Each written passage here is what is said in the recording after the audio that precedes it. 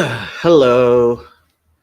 So, after watching PBK's video, which I probably shouldn't have watched anyway, Ben had to reschedule our weekly Tanya session, which is probably the smarter thing for me to do. The other smarter thing for me to do is to continue my commentary on the Dr. Michael Brown and Rabbi Israel Blumenthal video. But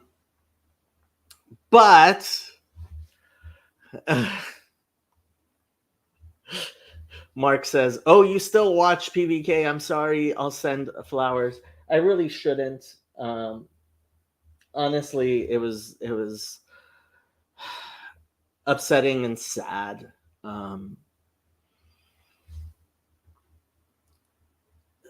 Let me just say this. Chad, please don't watch this video. It's not for you. I realize you love Alcoholics Anonymous, and I am glad you love Alcoholics Anonymous, and I am very grateful for the work that Alcoholics Anonymous has done. PBK put out a video today on how there are similarities between Alcoholics Anonymous and this little corner, or the estuary movement, as he wants it to be called, or honestly, the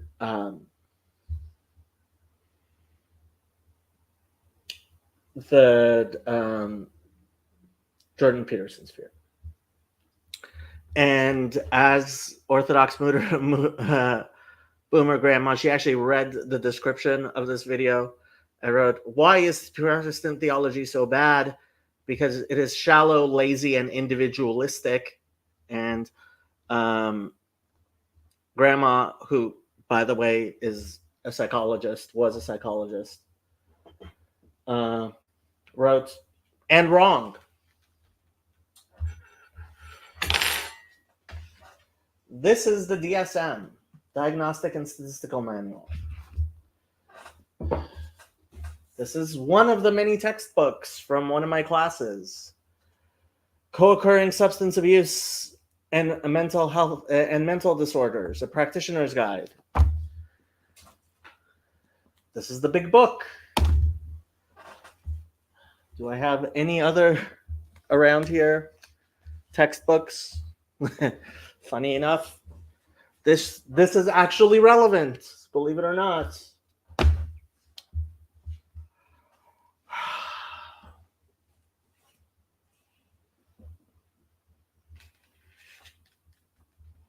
Manuel says Peterson, and he's right in a sense.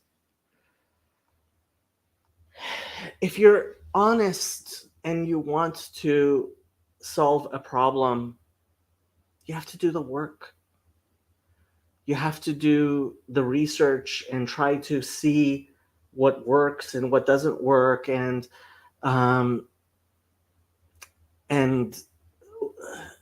do an exhaustive search of the problems that you are trying to address.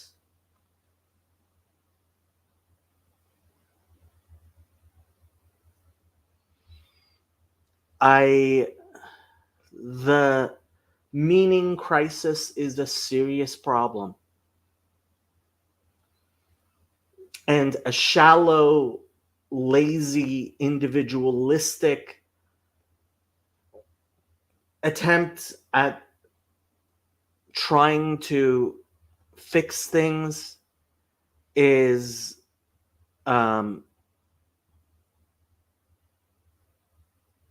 just... Why do you feel bad that this is their path, Jacob? It's all part of the plan. Because I don't believe in a deterministic universe. Because I do not believe in a deterministic universe. I believe that God has set before us, the heavens and the earth, as a witness that we have a choice between life and death, good and evil. And he has commanded us to choose good. Heal thyself first. Okay.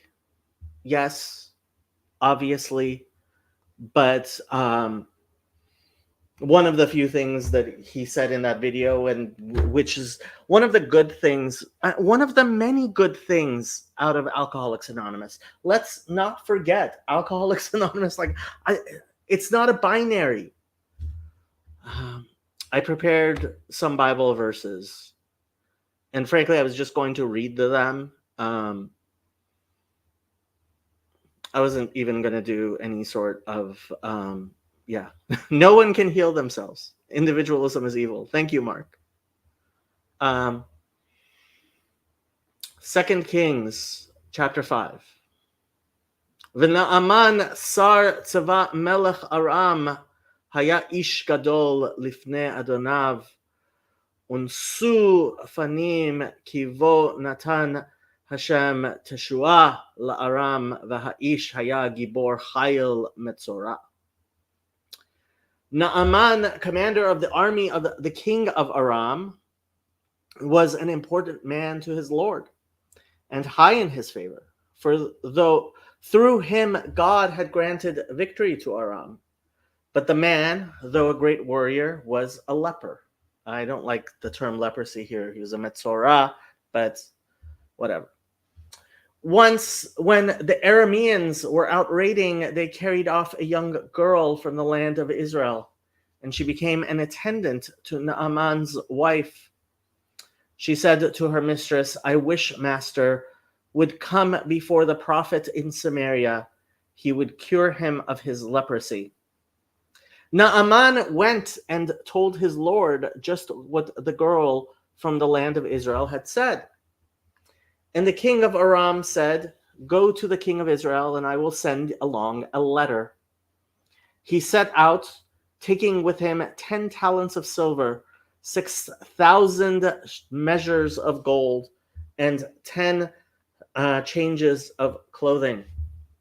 He brought the letter to the king of Israel. It read, "Now, when this letter reaches you, know that I have sent my courtier, Naaman, to you that you may cure him of his leprosy." When the king of Israel read the letter, he rent his clothes and cried, "Am I God to deal death or give life, that this fellow writes to me to cure a man of leprosy? Just see for yourselves that he is seeking a pretext against me." When Elisha, the agent of God,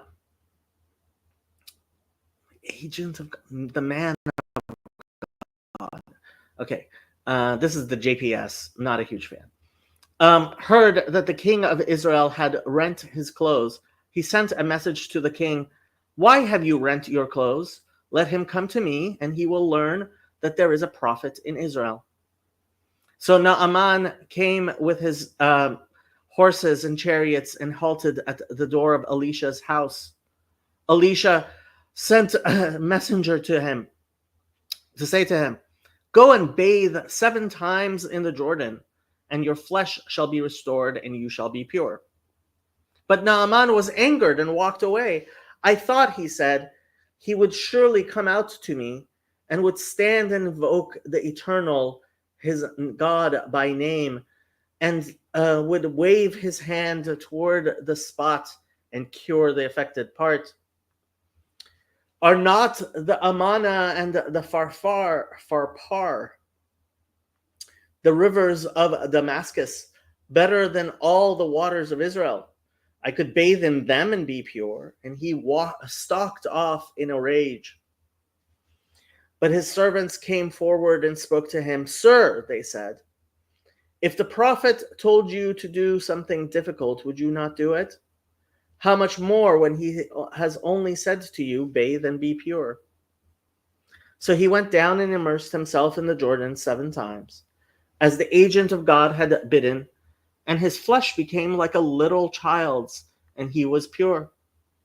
Returning with his entire retinue to the agent of God, he stood before him and exclaimed, "Now I know that there is no God in the whole world except in Israel. So please accept a gift from your servant." But he replied, "As God lives, whom I serve, I will not accept anything." He pressed him to accept, but he refused.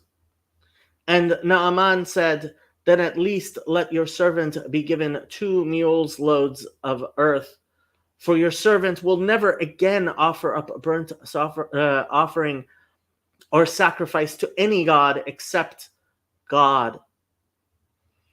But may God pardon your servant for this. When my master enters the temple of Rimmon to bow low in worship there, and he is leaning on my arm, so that I must bow low in the temple of Rimmon. When I bow low in the temple of Rimmon, may God pardon your servant in this." And he said to him, Elisha said to Naaman, "Lech l'shalom, go in peace." When he had gone some distance from him, Gehazi, the attendant of Elisha, the agent of God, thought, "My master has let that Aramean Naaman off without accepting what he brought. As God lives, I will run after him and get something from him." So Gehazi hurried after Naaman.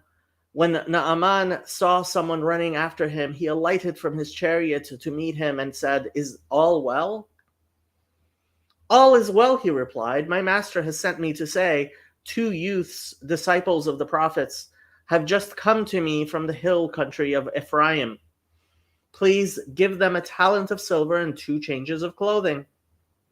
Naaman said, "Please take 2 talents."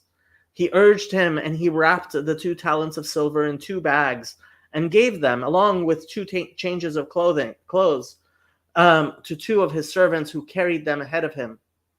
When Gehazi arrived at the citadel, he took the things from them and deposited them in the house. Then he dismissed the men, and they went their way. He entered and stood before his master, and Elisha said to him, "Where have you been, Gehazi?" He replied, "Your servant has not gone anywhere." Then Elisha said to him, "Did not my spirit go along when the man got down from his chariot to meet you?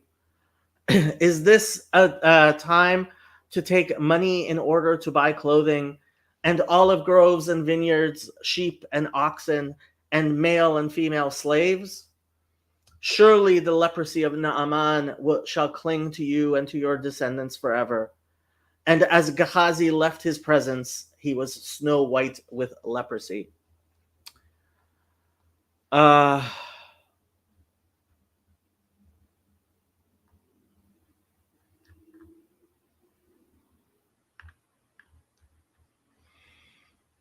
Matthew chapter 19. I will use the New King James Version. Now behold, one came and said to him, "Good teacher, what good things shall I do that I may have eternal life?" So he said to him, "Why do you call me good? No one is good but one, that is God. But if you want to enter into life, keep the commandments." He said to him, "Which ones?" Jesus said, "You shall not murder, you shall not commit adultery, you shall not steal, you shall not bear false witness, honor your father and your mother, and you shall love your neighbor as yourself." The young man said to him, "All these things I have kept from my youth. What do I still lack?" Jesus said to him, "If you want to be perfect, go, sell what you have and give to the poor, and you will have treasure in heaven, and come follow me." But when the young man heard that saying, he went away sorrowful, for he had great possessions.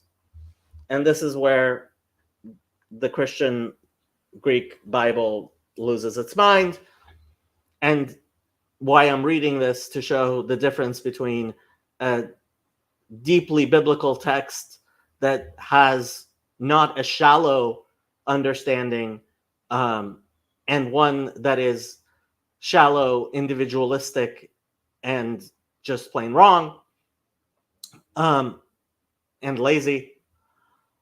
Then Jesus said to his disciples, "Assuredly, I say to you that it is hard for a rich man to enter the kingdom of heaven.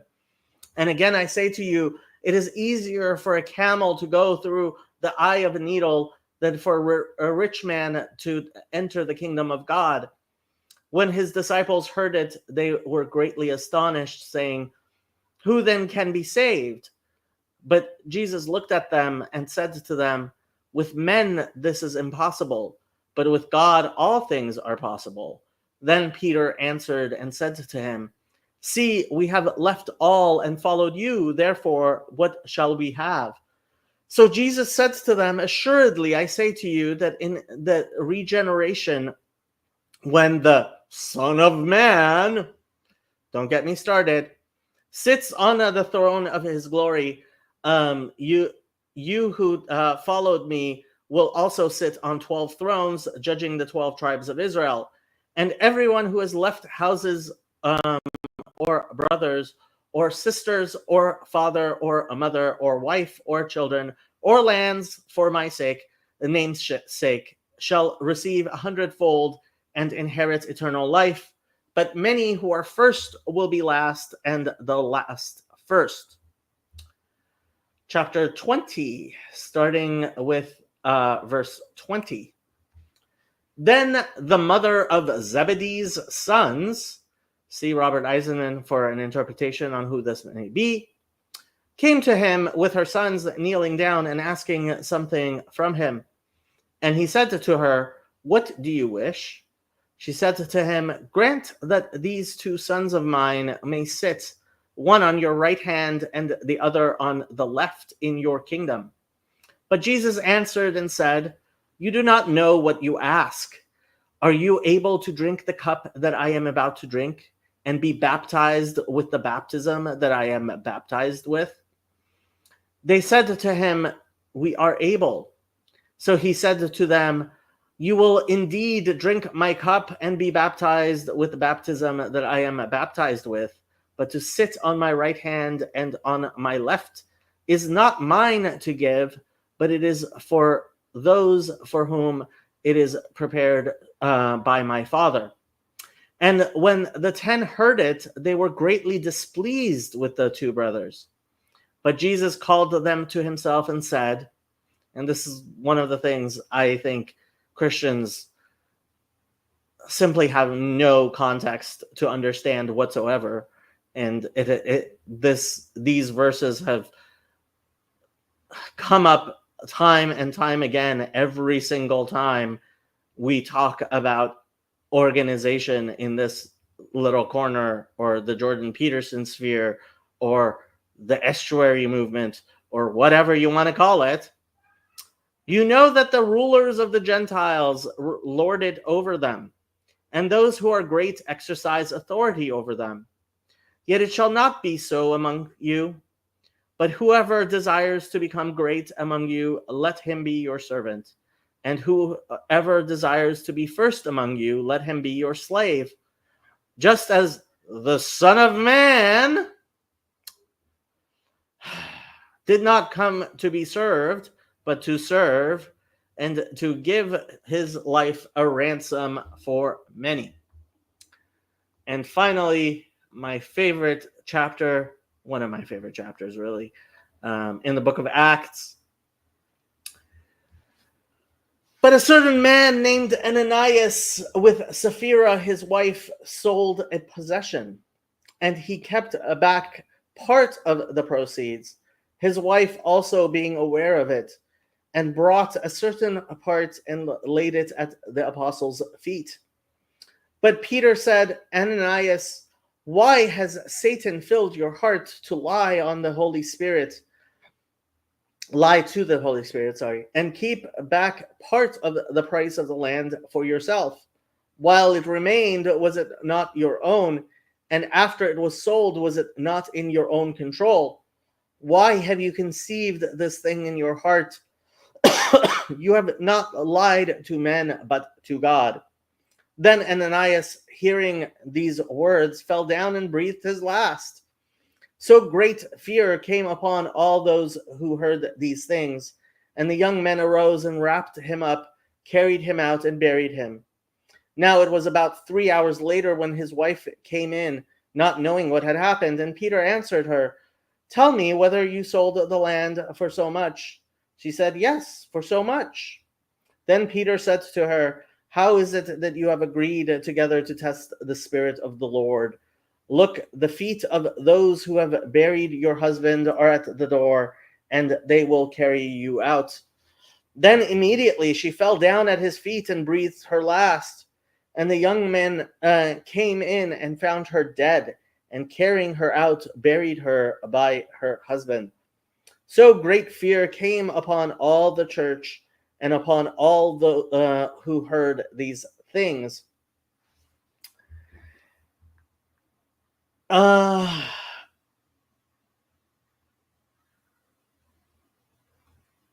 Skipping down to verse 33. When they heard this, they were furious and plotted to kill them. Then one in the council stood up, a Pharisee named Gamaliel, a teacher of the law held in respect by all the people, and commanded them to put the apostles outside for a little while.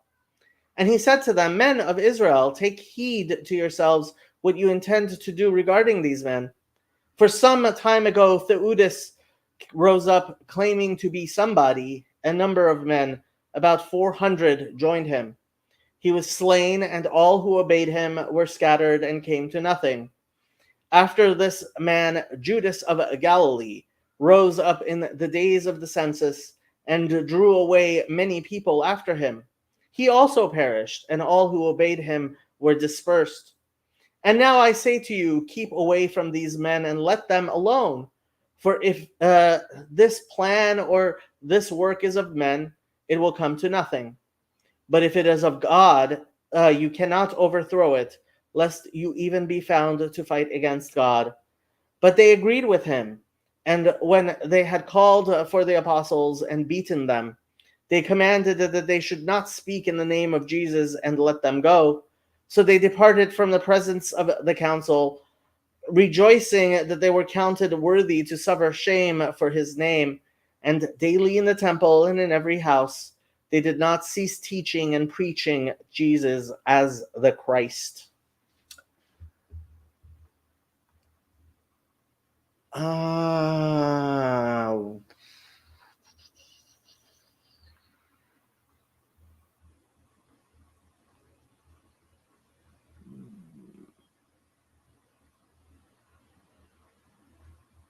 Shallow attempts are unhelpful.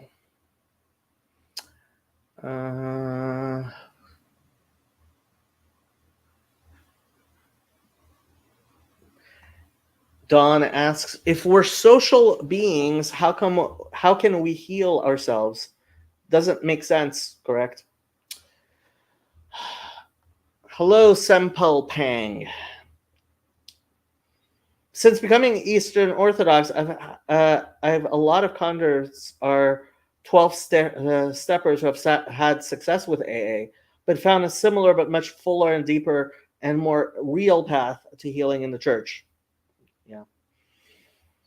But America was built on individualism? Not sure. I was totally brainwashed into that. Do it all on your own. Ew. By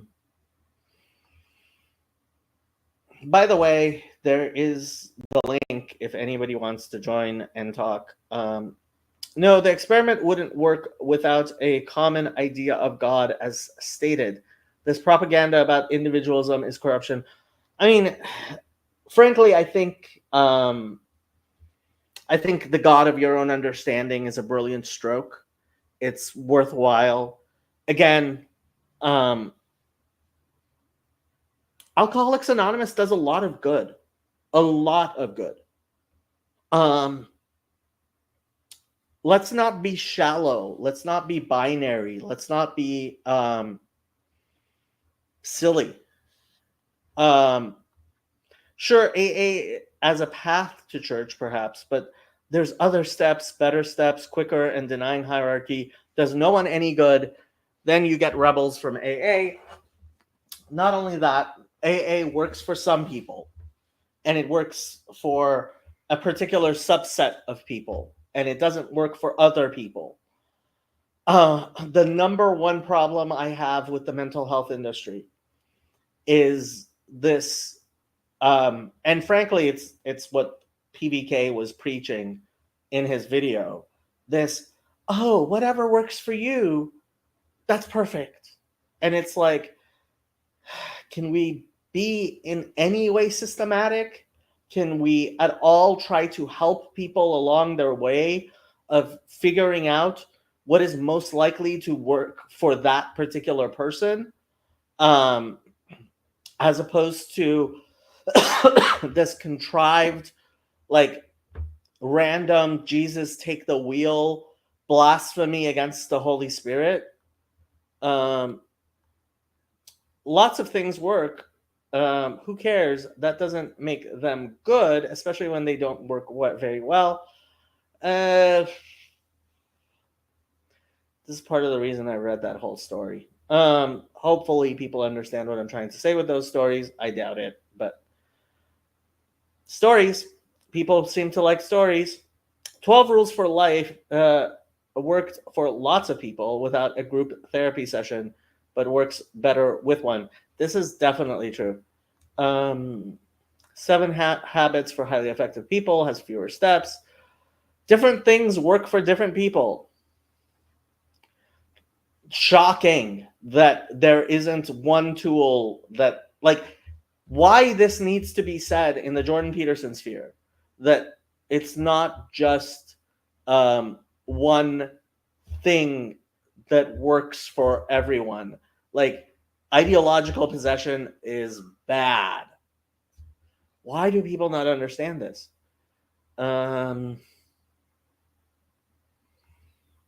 We just had this as the reading at Mass. I'm guessing not the story of Naaman in 2 Kings 5.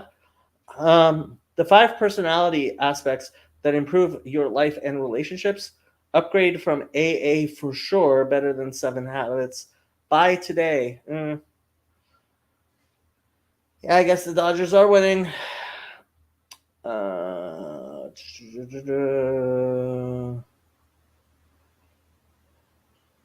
This part always gets me. One of the features of every cult is selling everything you have and giving it to the leader.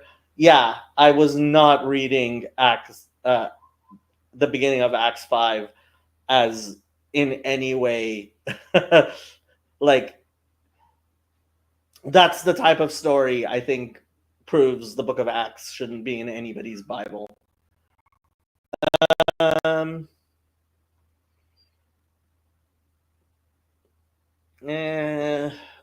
Yeah, the word cult is just whatchamacallit. It's not that useful. But notice the difference between Naaman, Elisha, and Gehazi. That's one of the main reasons I read that. One of the many, many reasons. See, the difference between the actual Bible and the Christian Bible is the stories are deep, complex, applicable to real life, not silly, butchered, shallow, and in many ways just bad. Hello, Sandy. Hey, Jacob. How you doing? Good. I'm homesick. I know you didn't give me permission to be sick. First of all, second, part of the reason I was, well, this wasn't really late, although I scheduled it, is I took some time to have some soup and have some tea with honey before I started. Hopefully, I won't be coughing too much, although it feels like I'm having a third bout of my what you call it, Don't fall. of the same cold that has not gone away. Yeah. You've been coughing for 2-3 weeks, haven't you? Closer to 2 months. Whoa. Yeah, I saw my doctor. He gave me some prescriptions. I have actually like this. I didn't take a COVID test. Maybe I should, but I didn't want to bother. Yeah. I shouldn't laugh, but you know, you were just talking about lazy choices. Oh, yeah. No, it's not. It's not laziness in not taking it. That's No. not the reason. The equal myriad solutions to the meaning crisis creates its own meta crisis, meaning crisis. Gage, who's actually one of the people who's actually trying to figure things out despite being a Protestant.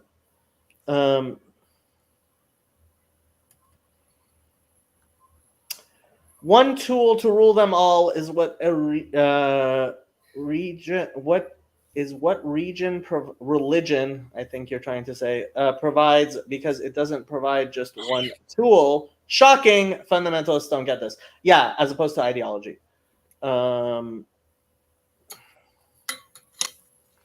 There's a subfield of personality psychology called individual differences. Yeah. Finding traits that help explain why some things work and for whom. Yeah, it would be really nice if people are actually, what you call it? Jason read the Naaman, which he misspelled, story today. It's a good story. It's an important story. It's a story way too many people forget. What's the real Bible? The Hebrew Bible, as opposed to the fake Bible. Clara's here. Hello, Clara. That is Clara, right? Well, it says so that much, you know.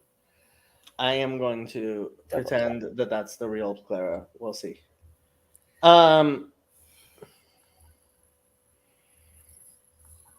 Adorable. Sandy knows Jacob's dad jokes before he even utters them. Which dad joke was? I forget. No pop quiz today. Basically, Mark. Basically. Yeah, I mean that's why. Well, that's why I've actually had, like, I've actually gone to doctors over this one cold several times now, and gotten multiple prescriptions. But yeah, it is. It is God who decides who is thing. Is there an English translation of the Old Testament Hebrew Bible? The one I usually recommend, if you're willing to spend the money, is the Stone Edition, put out by Art Scroll. Otherwise, Safaria has several translations which are available. But as I have been saying, a translation of the Bible is similar to a picture of the ocean. You can take a picture of the ocean and find it beautiful and really enjoy it, and be happy that you don't have to get wet, and you won't get sand all over the place, and all of that. But a picture of the ocean is a poor excuse for going swimming in the ocean. Matthew, your sister is converting to Judaism. Orthodox Judaism? She's been through hell. I sent her your way. Okay. Does the Stone Edition come in English and Hebrew? It only comes in English and Hebrew. Okay. I'm not sure it comes in English only. Well, no, maybe they did Art Scroll. So you can find everything they have on the Art Scroll website. Yeah, And that's why I'm asking, because I'm here in the top one says English only edition of the Tanakh. oh, So I'm like, no. that's probably new. And by the way, I think there's a like they usually have like a 10% off every once in a while on their own site. Um, Rabbi Mullet has an affiliate link to ArtScroll where I know. he I'm gets still something. trying to figure out how to link it to Amazon Canada. Uh, Yeah. Being should it? Canadian is, yeah. Oh, maybe the affiliate link doesn't work with Amazon Canada. I don't know. And then no. His affiliate link is to the ArtScroll website. Okay. It's an ArtScroll affiliate link. But you live in Toronto. Like, walk into a Jewish Don't live bookstore. in Toronto. But it is only 2 hours east. So go into a Jewish bookstore. I mean, you can. That's I've the also price been, is going to be the same. yeah, But I've also been kind of hanging out at the thrift store in Guelph, where there is a synagogue as well as many churches. And I would be very, very surprised to see Art Scroll books at a thrift store. Don't think I've had Art Scroll, but there were some interesting ones. History, other things that show up here. Art Scroll makes very high quality products, but they're really expensive. Yeah. I mean, I guess a Hebrew Bible isn't. Um, is it really that? Let's see. So, stone Tanakh. Oh, okay. So How much do they sell a stone? A full size stone Tanakh is $54. Student size is $50. So let's see. All of the Jewish bookstores are on Bathurst Street. Why does that not surprise me? Everything Jewish is in Toronto is on Bathurst Street. I know. We used to drive past it all the time because going like, yeah. Yeah, it's kind of like the whatchamacallit. My brain will start working. That's okay. You go one concession east and you can probably Oh, somewhere it's in kind of that. like Pico Boulevard here in Los Angeles. English only is only $27. I mean, if you don't need the Hebrew. I have a few Hebrew books, like Hebrew only books, but what I like is the idea of the ones that have The Hebrew there.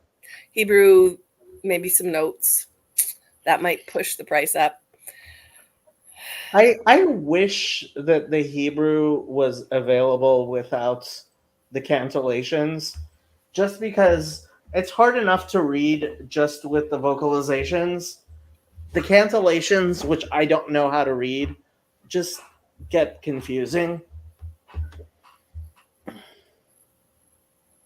Yeah. I blame Mark Lefebvre. Yes. What are people saying? Dawn has an art scroll Tanakh, only in English. There you go. Gage says, agreed, Bible better than church is a huge part of the modern problem.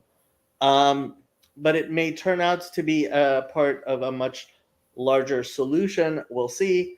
Final participation is inevitable. Yeah, I almost talked about propositional tyranny. Okay, So let me talk about propositional tyranny. The opposite of propositional tyranny is not getting rid of the importance and invalidating the importance of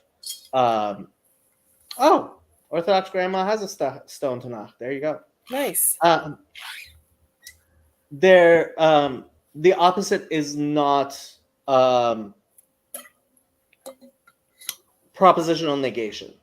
When people turn something into an idol, iconoclasm, like destroying the idol, is not the way forward, because people have a capacity to turn very important things into idols. And if you use the fact that people turn something into an idol into an excuse to destroy it, you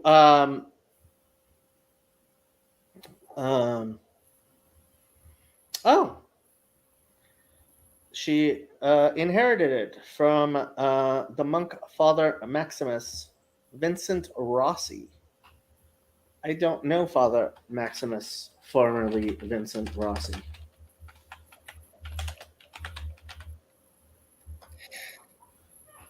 So with the idols, Yeah. like in the scripture that you read us about Naaman. Naaman. Thank you. That's how they say it in English. In Hebrew it's Naaman. Naaman, yes. And contrasting it to the story of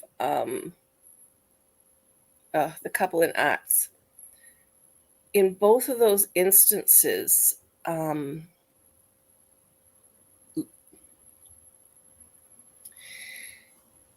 not only is something held more valuable, like there not only was gaining riches or keeping riches, or it wasn't just the issue, not even with the young man that's saying, what does he have to give up? The issue isn't just the riches. Isn't it the lying and then the interaction within the community? Because the actions that they all take impact, like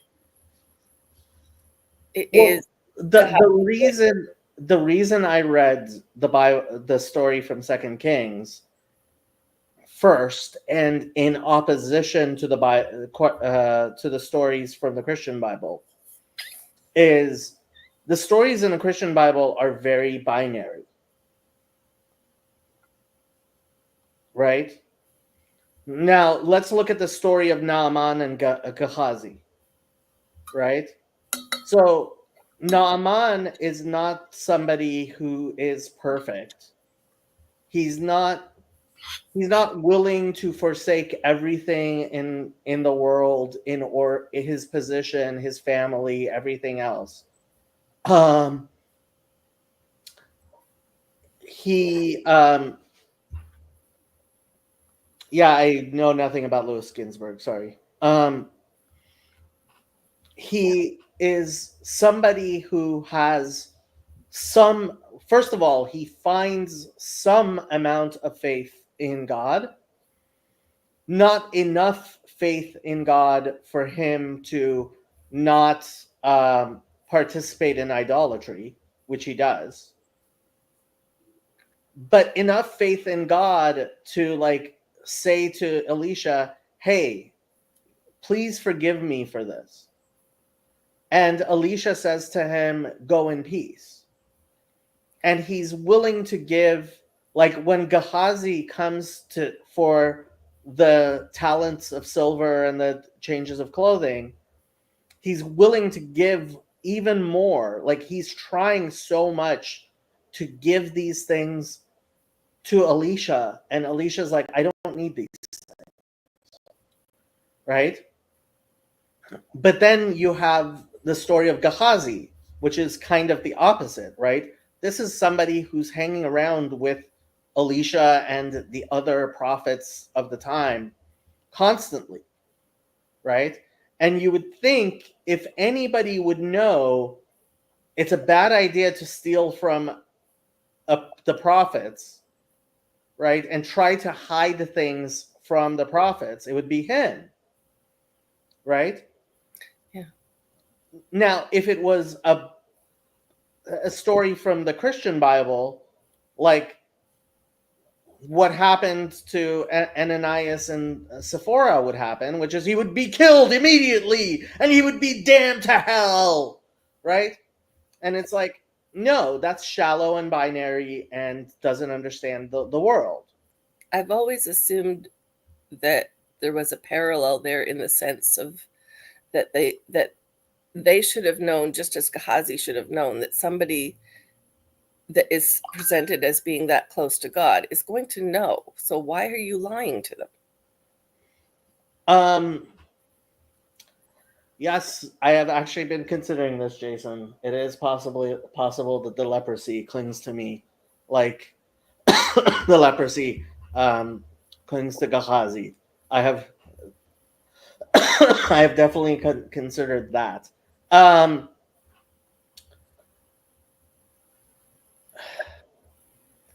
The Hebrew Bible deals with real complex people in real complex situations, not in binaries.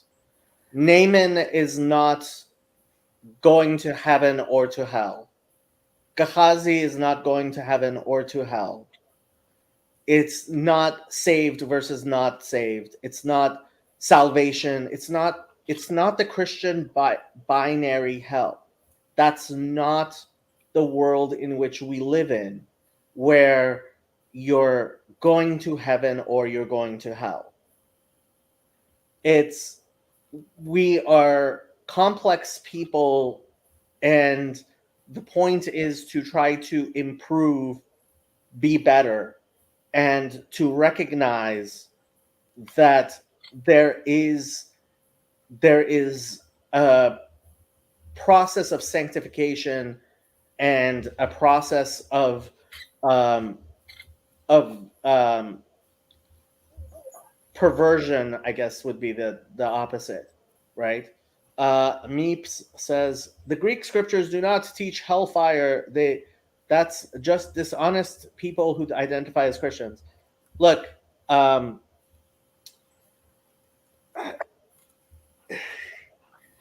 like, go argue with the other Christians. Like, please go argue with the other Christians, because while there are definitely people, like, I am sure Father Stephen would come on here and like completely describe a Christianity which I would find to be far better than all of the reformed bullshit that is taught in things like the canons of Dort. But here we are living in a Protestant world. Here we are living, and I mean,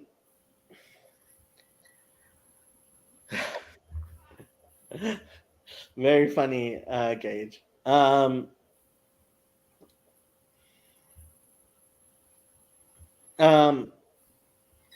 There, the fact is, the vast majority of the world does not. The vast majority of Christians are not Protestants. There's a reason for that. The United States is mostly Protestant, becoming less so. There's a reason for that. I do believe Protestantism is dying. And frankly, I think that is an opportunity for the world to move on to something better. That's what I'm trying to do on my channel, is to provide that exit ramp to the people who live in that burning building that is Protestantism. And part of that has been my advocacy for Protestants to flee to the Catholic and Eastern Orthodox churches. I have not been in any way shy about saying that I highly recommend Protestants move towards, if they can't do Catholicism and Eastern Orthodoxy, at least Anglicanism, right? And there are a very limited number of people who have been who have been advocates of what Jonathan calls a muscular Noahidism. And I have been trying, and Chezi even more so, have been trying to try to make that more muscular Noahidism available to the people who need it.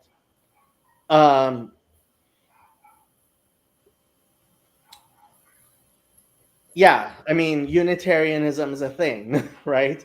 Although I have to say, the monarchical Trinity is better than even some people's understanding, some Christian understandings of Unitarian Christianity.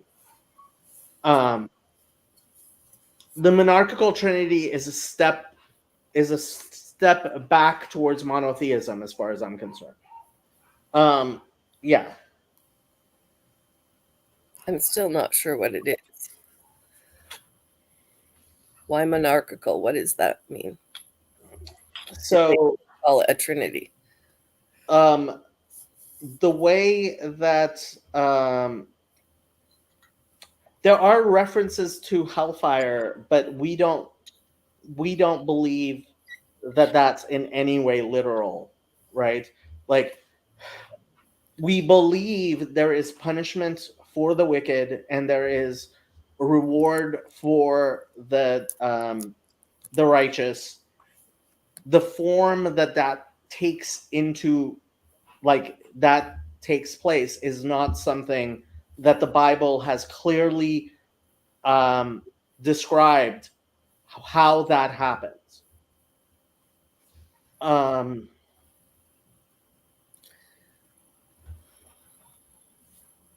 What was I talking about? Oh, you were just gonna review the monarchical trinity with me. Oh, monarchical Trinity. So one way that Father Stephen has put it is, the Nicene Creed is, we believe in one God the Father, period.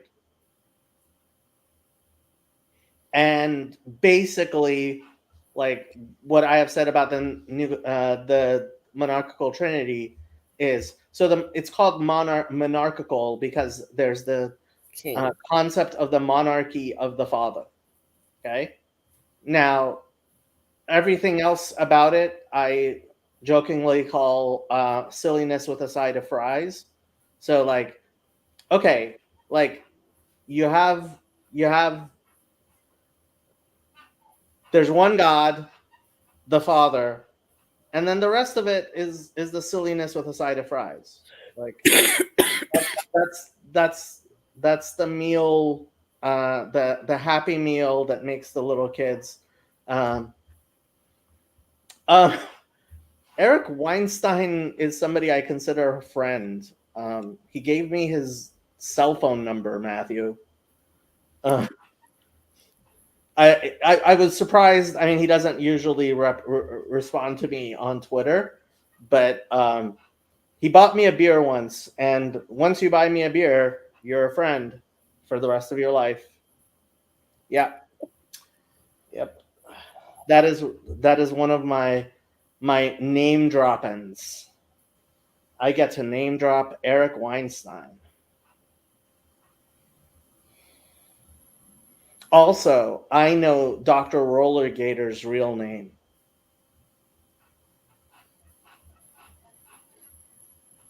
That's one of my proud achievements in the world, is I know Dr. Rollergator's real name.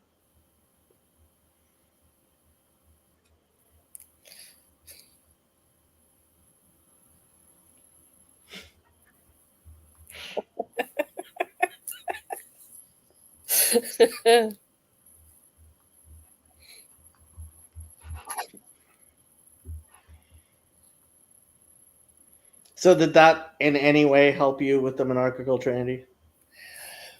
Oh yeah, I'm still sitting with the whole. As I entered with the whole. So I went to church for so many years, and I'm not sure who Jesus is, but I think that he existed. Kind of Does thing. it matter? Like, does it Does it even matter? matter? I'm I'm Mostly, I am of the opinion that there was probably several people named Jesus who got confuzzled together.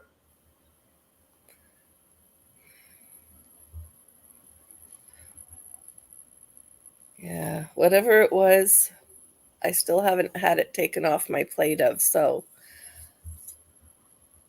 that this was part of God's plan somehow.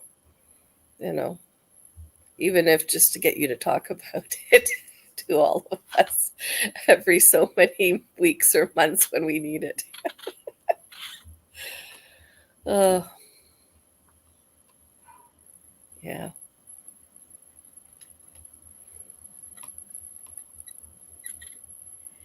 There's so much more out there to read, to know, and to follow than I realized. You go to church and you hear the Cole's notes, You and hear the what? Cole's notes version, and I hang out here and I hear people from different What's the traditions. closed notes? No, Cole's. It's you probably have a different version of it in Oh, the like Cliff's Notes? yeah, like them. So, like the books you don't actually read in for a class, that you buy the Cliff Notes and you read that and you pretend to your teacher that you actually read the book. Yeah, in Canada it was Cole's, the bookstore that provided Cole's notes. Same I idea. Yeah.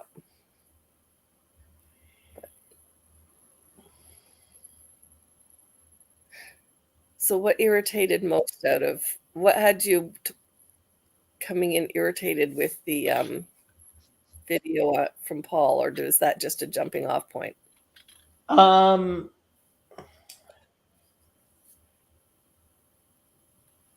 so the note I wrote on his video. Oh, and see, I didn't see that one. What a predictable exercise in confirmation bias. Let me go find the one story, parenthetical notes, a completely false narrative, by the way, that confirms all my biases. Um, like, it's Sparks Notes. I didn't know Okay, they were. I was online and free. Um, I'm going to say no to what Mark just said because I've been thinking about copyright and things. Yeah. Now, is the assumption there, am I reading that correctly? Is the assumption that if it's free, it's not of much value? Oftentimes, things that are free are look. I often say you get what you pay for. At the same time, just because you pay for something doesn't mean you're going to get a lot of value out of it. And some things are available for free that you would be surprised how much value they have. To address uh, the Austrian economists in who may be watching, um, the price theory of value is the only workable theory of value we have, but it's obviously incredibly flawed. Right? So the price theory of value, which is what basically anyone with two brain cells uses, is if you are going to try to evaluate what something is worth, you look at its price on an open market and you say that's its value. But like, would anybody give me $5 for Shadow? I doubt it. Would I sell Shadow for $1,000? Depends what you're gonna do with Shadow. I mean, if you're gonna treat her well, I'll take the $1,000. I'll get another cat. But if you want to, like, I don't know, do like Halloween's coming up and you wanted a black cat, $1,000 not gonna sell you No. my black cat, No. right?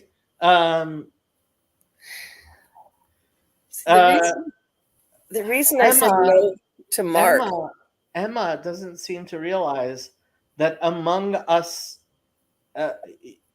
Emma seems to think I was talking about her husband, which I was not. The local Austrian economist has a PhD from George Mason University, not just a bachelor's in econ from Hillsdale. Emma. Ooh, I'm fighting words. and he's teaching at the most conservative school in all of California, Chapman University, which means it's just vaguely to the right of Karl Marx. Yeah. So give me your thoughts. About what? And this is partially your fault because you recommended this website.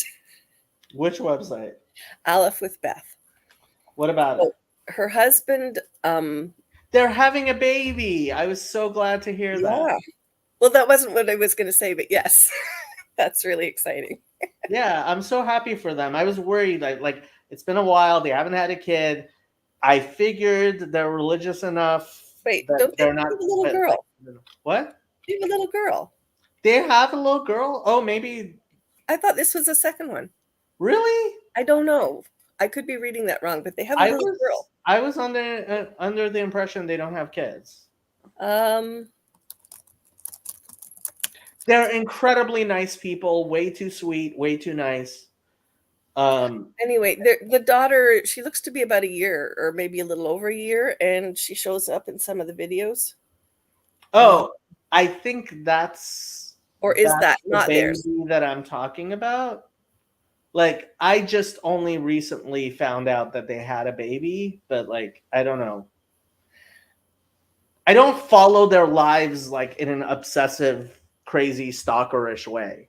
I don't even stay up to date on the videos, but I am at least following them. But being old school and still on Facebook for family, because that's how we video chat. Facebook fed me a post from Andrew's side of the whatever they do that was talking about copyright and why they run things. Everything that they do online is all for free. You can support them if you want, but they don't charge for things. Okay. And I was looking for it. I can't quickly find it, but he was giving a history of copyright and what the original intent of copyright was and what the current usage of copyright has become. So when I'm seeing, I've been thinking about that a lot because, especially in the last few years, when you look at everybody's trying to make money on the internet, some excuse me, some worthwhile things and some definitely not worthwhile things, but they all want to benefit off it. But I've been thinking about what do you charge for? And you often will say, like you have to be like, I listen to you and you'll say, you're not willing to necessarily pay YouTube a heavy price for what they do, but at the same time, you're also not going to circumvent the ads, like in things like that. So I feel like, So on October 5th, we praise God that our son Josiah Daniel has arrived. Both he and mom are doing well. Many thanks to all who have been praying for our family in this time. Beth will be on maternity leave for a few months, so new content will be irregular for a while. We love you all. Tell me that isn't the cutest thing. Oh yeah. Yeah.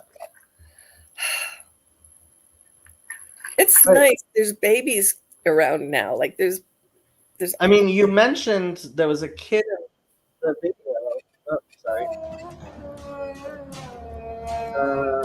I actually want to watch this video, but this video had a kid in the thing. I don't see a kid. Okay. I'm gonna have to watch this though. Let me see if I can pull it up on my phone, because then it shouldn't interfere so much with being on YouTube.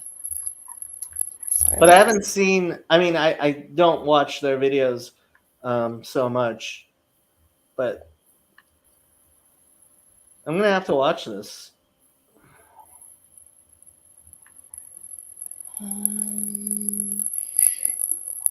Anyway, what were you trying to say about whatchamacallit? Oh, I'm just noticing that Mark was talking about free, how much is free worth? And I was thinking, well, sometimes free is worth an awful lot. It can be, yeah. I mean, Olive with Beth, that they put out real quality work. Wait, there. Child. Emma! Hello. Yeah, I saw the child in the thing, but the child's speaking of children, Mm-hmm. when are you due? Yes, and how's it going? December 26th. I am 32 weeks. I am getting to the point where I'm ready for it to be over. Not gonna lie. Yeah, you're right on schedule. Overall it's going pretty well. I've had some like health stuff, but I'm figuring it out. Okay. Yeah. That happens. Really, really discouraged, just waiting and wanting it to be over. We can get my son on when he's down this week, and he can tell you how late he was. One of my classmates. I doubt they'll let me be late. One of my classmates stuff going on is pregnant, and she got a sonogram result that the baby has a hole in her heart. Aww. And like the doctor's like, oh, we'll just watch it.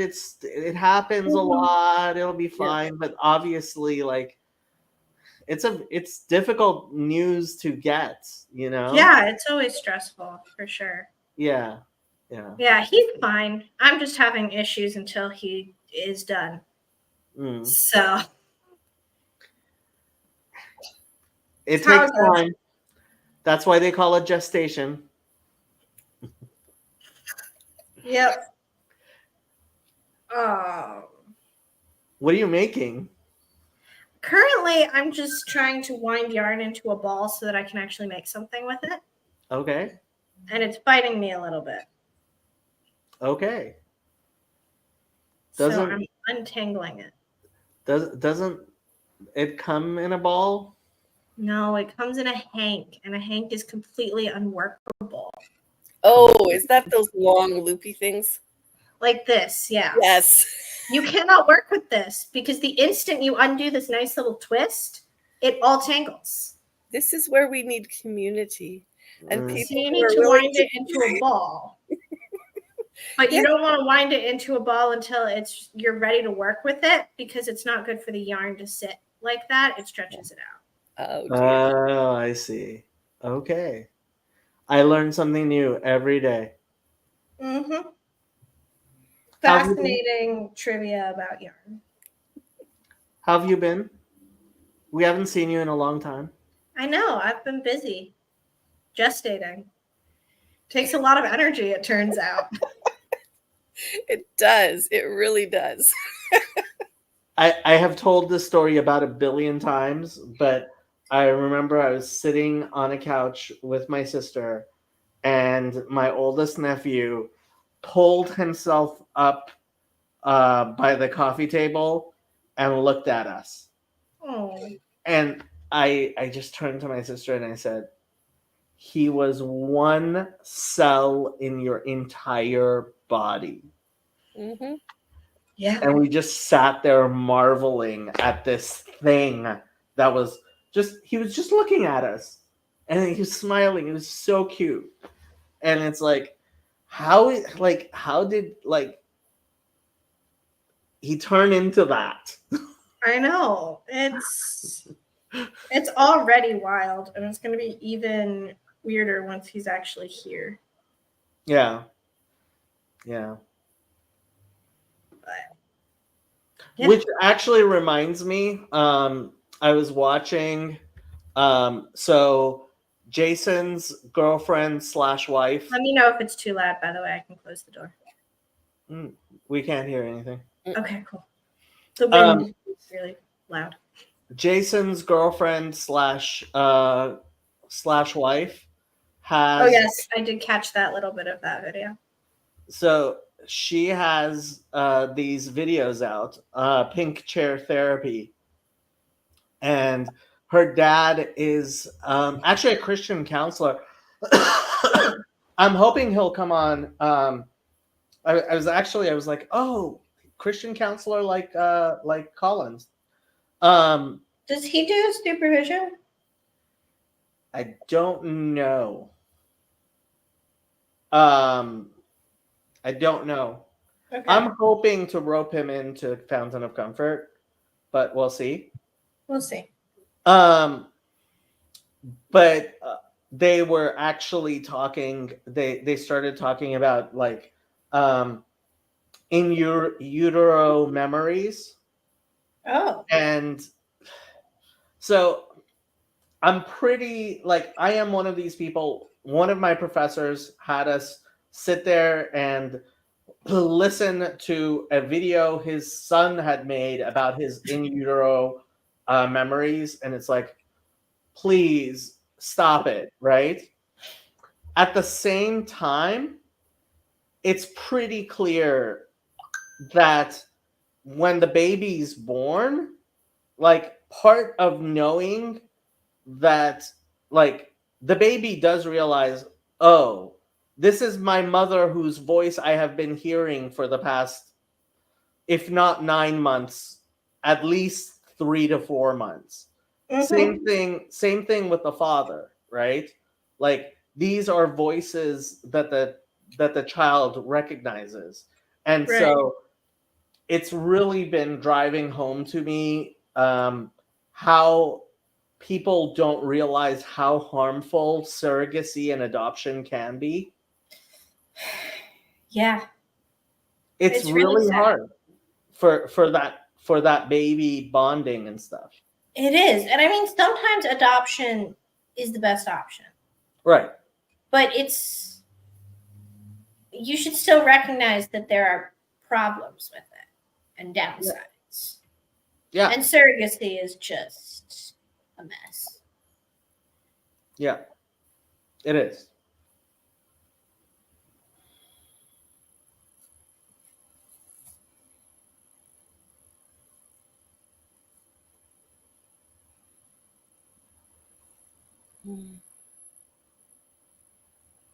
It's got to be hard on the mom, too.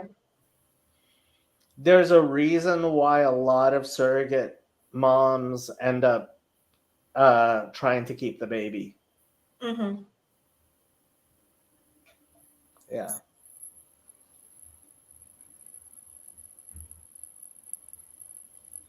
Yeah.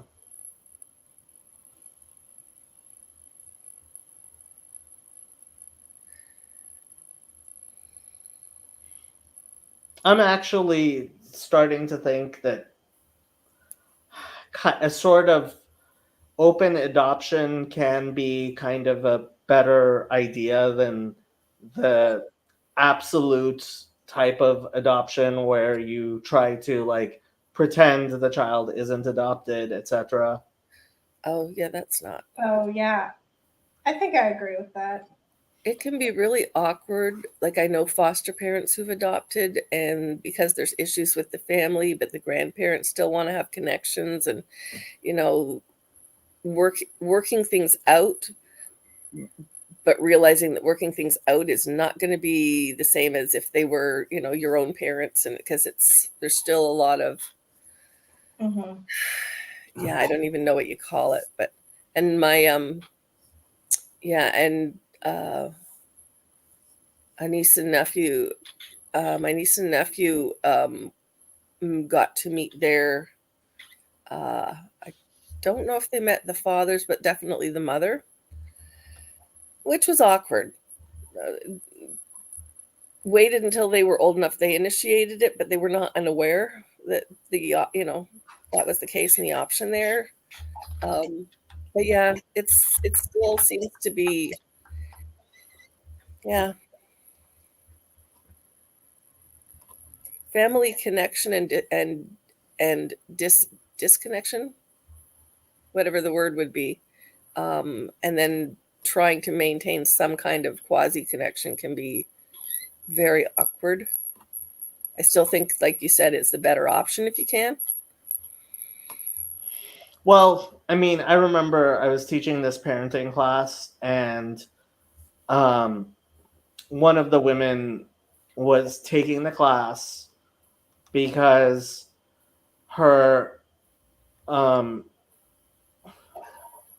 because she was trying to get her kid back. Yeah. This baby, toddler, was the fifth child taken away by Child and Family Services, because each time the child is taken away, like they have to go through the entire process for each kid, right? Oh my goodness. And Oh my God. the reason this child was taken away was apparently she had gone to buy drugs, and her drug dealer had tried to shoot her, and either she got shot or the baby got shot. But in any case, Child Protective Services was like, no, you tried to take this child to go buy drugs, right?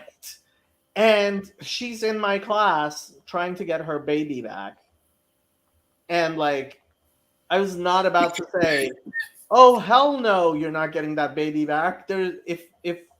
No, that's not going to happen. Like, maybe if you turn in 2 or 3 years, they might allow you to like try to contact, but that's not how it works, because they sever all ties so that the child has a chance of actually getting adopted. Right. And that was the only thing. It's like, yeah, it's back to my whole thing of like, when you're trying to fix things, like, please don't be lazy, and please actually like try to spend serious time like with serious people trying to figure out how to do things as well as they can be. And it really pisses me off when people aren't willing to actually try to do things in a through a reasonable procedure that's just not idiotic. Mm-hmm. Process matters.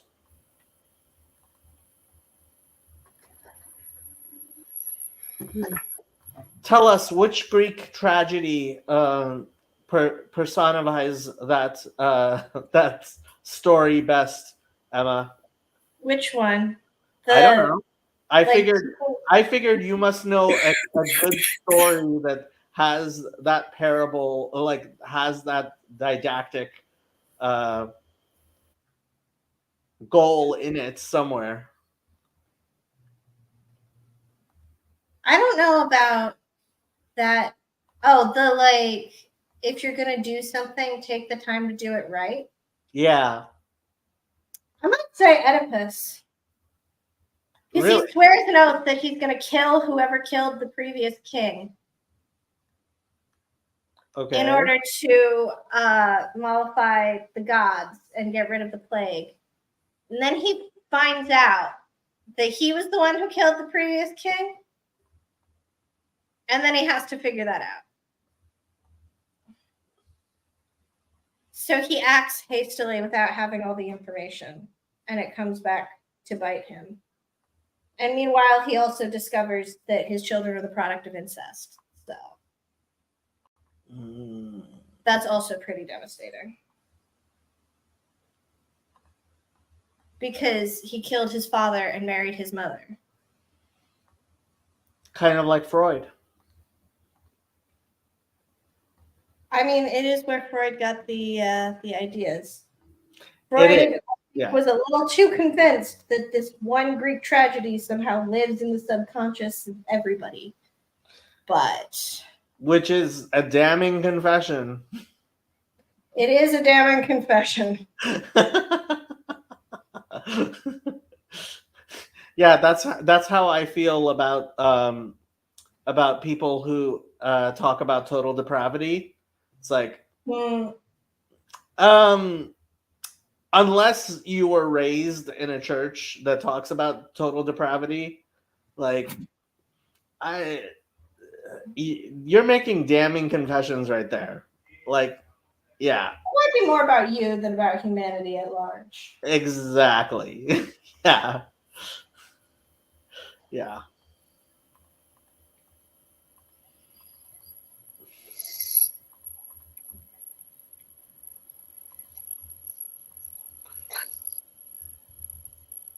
So one of the Protestant servers was talking about regeneration. We were talking about Emma being generative.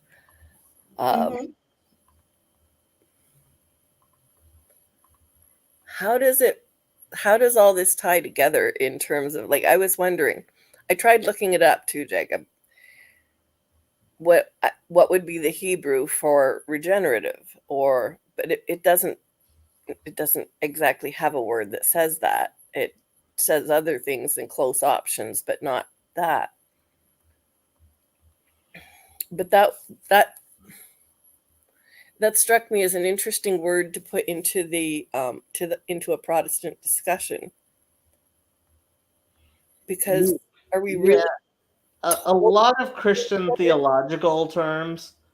Here, let me see if I can find one of my favorites. Articles.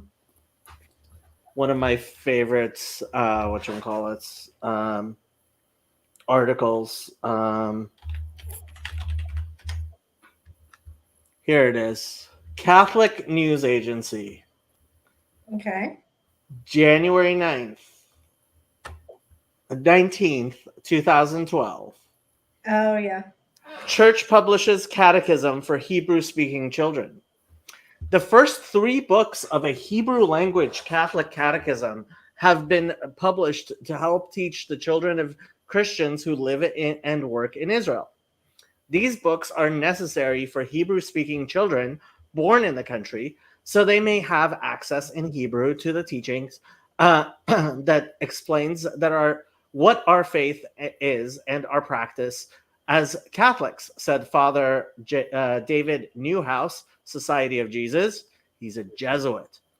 The vicar of the Latin Patriarch of Jerusalem. The 3 translated books are titled Know the Church, Know Christ, and Know the Holidays.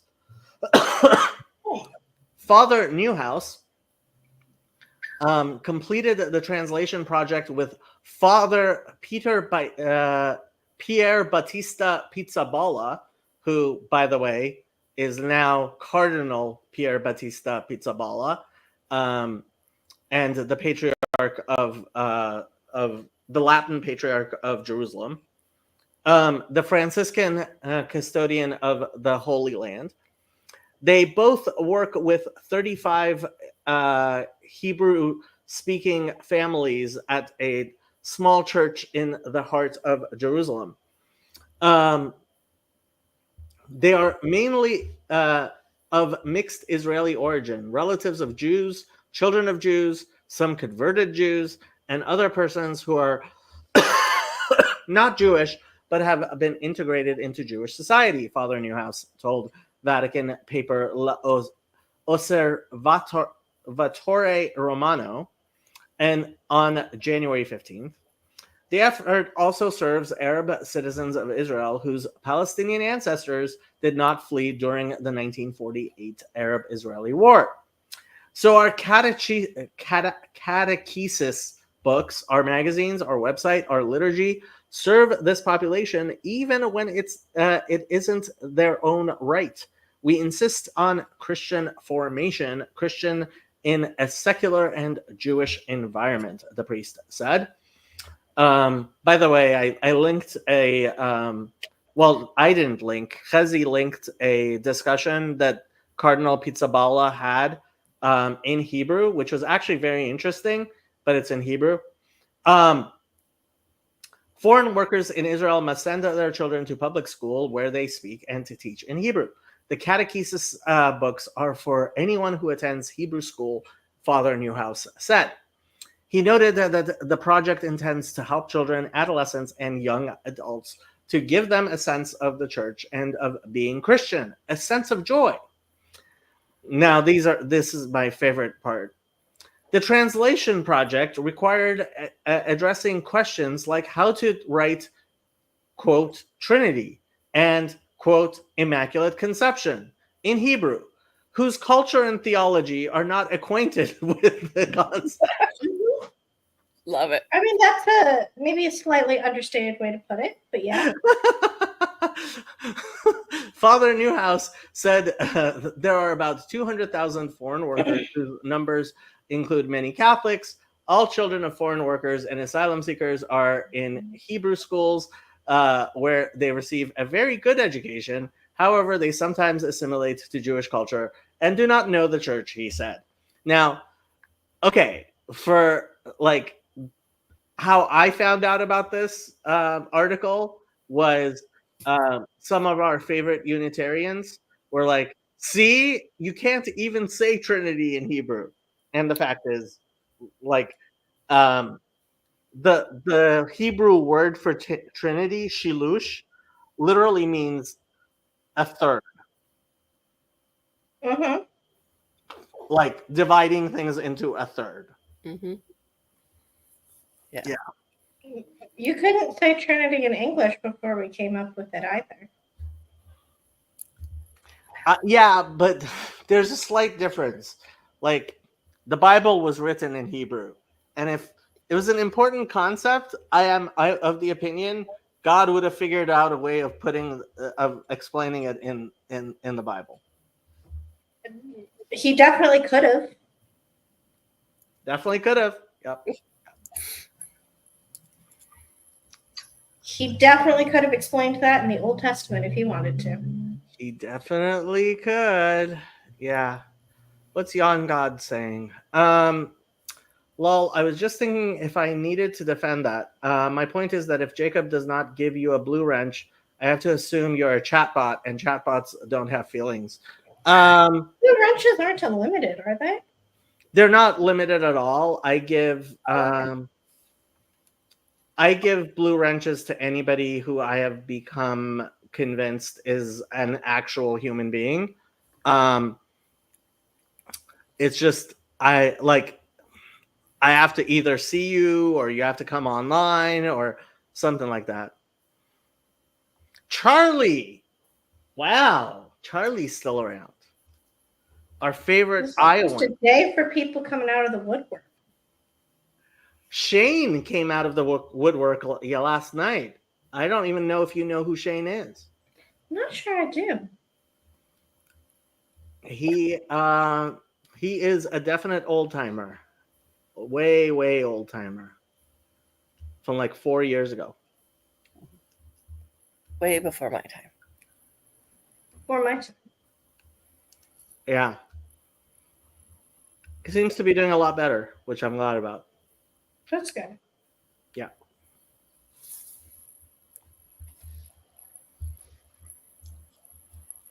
Charlie, how are you doing? Are you still alive? Yeah, how's college going? Yeah, how is college going? Did you ever get an internship? Are you still trying to study aerospace engineering in a state where there are no airplanes? No. Oh, He lives in flyover country. I have no idea why you would study aerospace engineering in flyover country. Like all the airplanes just Get go out of flyover country. Yeah, like I guess, but like all of the airplanes just fly over the campus. None of them actually land Also, haha, very funny. in the state. that's what I was going to say, Jan God. I was just thinking it. Sorry. Go ahead. Also, with an aerospace engineering degree, you can work with cars. Really? Yeah, that's what my dad's degree is in, and he's done crash safety his whole career. Huh. Because it's the same, like, mechanics. Bodies moving in space. Charlie says Just a little Air closer to the Command- ground. Strategic Air Command is in Nebraska.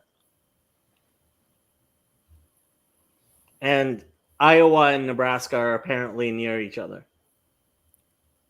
Of Yes. course they are. What do you mean, of course? Like, as if I know where what the flyover states are. Jacob, stop being a snobby Californian.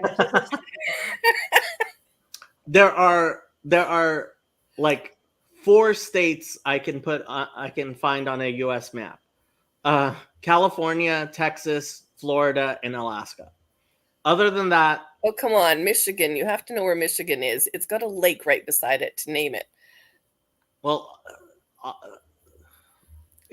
there's a Lake Erie right there too. Like it could be called Erie, could be called Superior, could be called Huron, could be called Ontario. I know. Go figure. One of these days we have to annex Canada. One of these Well, days. Emma says she already has. Yeah, actually, a Hillsdale Durham already has. The Grand Duchy of Coon owns Canada. She is actually our secret prime minister that we keep for emergencies only. No, I was never Duchess of Coon. Never. No. I moved off campus to the Green Dragon instead. The reason I know the names of the Great Lakes is I remember Holmes.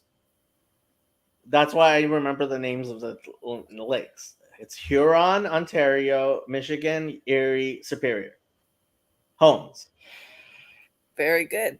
Now give me like the mnemonic for the states. Michigan looks like a mitten. There you go. Michigan is the glovey bit below Canada. Yep. And honestly, the rest of them aren't as big a deal. Illinois, you want to know so you can avoid it. But So you can avoid it? we're all mad at Chicago. We're always mad at Chicago. Are you going to the Chicago thingy next year?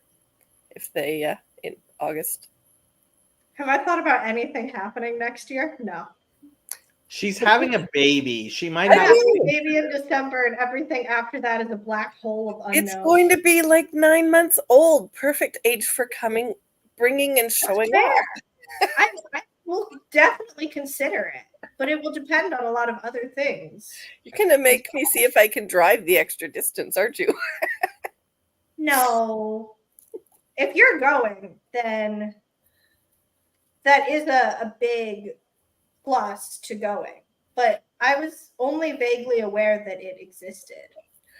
So I'm still considering it. I was kind of gung-ho for going, and then I went, wait a minute, Calvinists, and panicked, and now I'm kind of going, yeah, but there's lots of other people.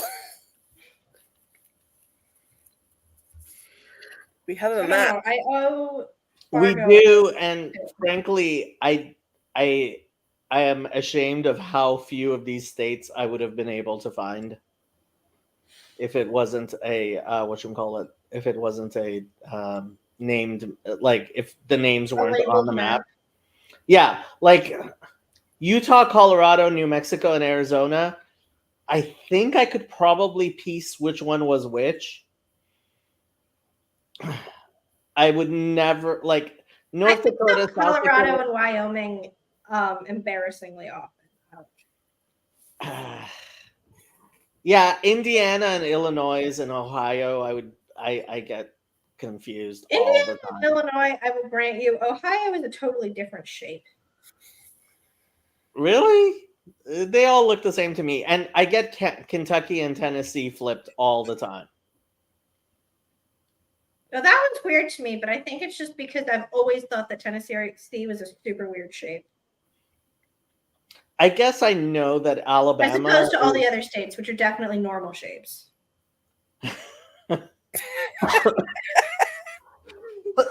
I guess I know that Alabama is touching Florida, but like I don't know. I can't do Alabama and Mississippi either. Yeah, and like Louisiana, if I think about it, New Orleans, I guess maybe I might have been able to figure it out, but Arkansas and Missouri, yeah. And forget Connecticut and like Rhode Island. I mean, Rhode Island is tiny. Everyone's always mean about the tiny little New England ones. People in the Midwest are mean about them too. I flip New Hampshire and Vermont very easily. Yeah. One of them is liberal hippies and one of them is libertarians. Yes, but which? Well, I guess, you just gave me one. It's right and left. Yeah, New Hampshire is right and Vermont is left. That works. Yeah. I'll be able to remember that.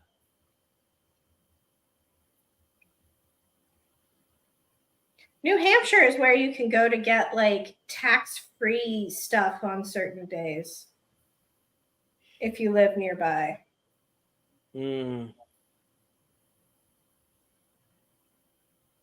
Where do you live? In Illinois? Now. Yeah. I grew up in Massachusetts, partly. Ooh, you poor thing. Yeah. Where is Hillsdale? Michigan. Okay. About half an hour from the Ohio border. Okay. So, just barely Michigan, but Michigan. We've probably driven past it practically. Probably. Yeah, because we would go. You gotta go like at least 45 minutes from a major highway to actually get to it. So you haven't gotten that close unless you were going on 127. We've been across and angled up to sort of the end, and in Wisconsin area of Michigan. And mostly just straight down through Ohio and whatnot, going to North Carolina. Gotcha. Just to make clear, I don't hate AA at all. In any way, shape, or form. I am in no binary, Trey. Come on, binary. This is not a love-hate issue. Yeah, like I think AA is great for what it does. It lives in this liminal space where people think that it is something that it really isn't. And what I don't like is the fact people point to it as, oh, we'll be like them. And it's like, oh my God. Like, you're trying to duplicate the AA model. It's like, please, for the love of God, like, let AA be AA. And don't try to be another AA. Are you talking about people duplicating it for like other addictions or for other things completely? Well, even that, like, I have to say, like, trying to use the exact AA model for like Overeaters Anonymous is just bad. And Wow. why? Yeah, I'm curious. Well, first of all, eating is not something you can abstain from, It's fair. right? What about, I don't know, other drugs? So there's AA and NA. NA is for substances. The fact is, like, it's very different. Like when you're addicted to a depressant than when you're addicted to an upper. Okay, so the mechanism is different, and that makes it work different. Like, not only work different, but appeal to different types of people. Right? The type of person who is like going after cocaine is very different from the type of person who's trying to like drown their problems away. I haven't thought about that before. A lot of people haven't thought about that. What? At the risk of opening a whole can of worms, what are your thoughts on porn addiction and whether it's an addiction and the AA model for that? It actually I almost brought that up myself. First of all, porn addiction is actually a lot closer to food addiction, and people refuse to recognize that, which is already a problem. But it makes sense. Recognize that it's closer to food addiction, or recognize that food addiction is real? Yes. Food addiction is also not, you cannot be diagnosed with food addiction. Just like sex addiction. I mean, there has been people talking about this. I actually had to write a thing for one of my papers. One of my classes, 1 week, our writing assignment was explain why food and why sex and game addiction are not diagnosable addictions, right? Right. But gambling is. Gambling is a diagnosable addiction, partially because the mechanism, the excitement of gambling, like the endorphin cycle, is just so much more obvious, and Okay. and although even that, I mean, it is similar, right? It's hard because this is really complex stuff, right? It is. and and it's stuff that deserves to like gambling is more obvious in that the mechanism, right? The endorphin mechanism for winning and losing is Like if you do a brain scan on someone or something like that. I often wonder, but probably, yeah, you probably could, yeah. And no, food doesn't do the exact same thing. No, not in the same, not the same level of excitement, and like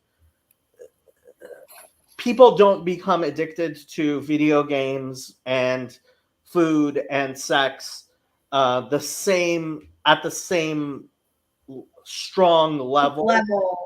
Yeah. I can see that. I have no idea what Peter Hitchens said about addiction. Which is more of a sin, to watch porn with a sex addiction or to watch porn but not have a sex addiction? Counterpoint, to watch porn is addiction, regardless of quality or quantity. So the biggest problem, one of the bigger problems with porn, is chasing the high. Mhm. So with certainly with drugs and alcohol, what you get is the effect lessens, right? So it takes a lot more alcohol for most alcoholics to get drunk than it does for somebody who's not a habitual alcoholic, because your body acclimates and like tries to be back at normal, and sorry, I actually do have to check this.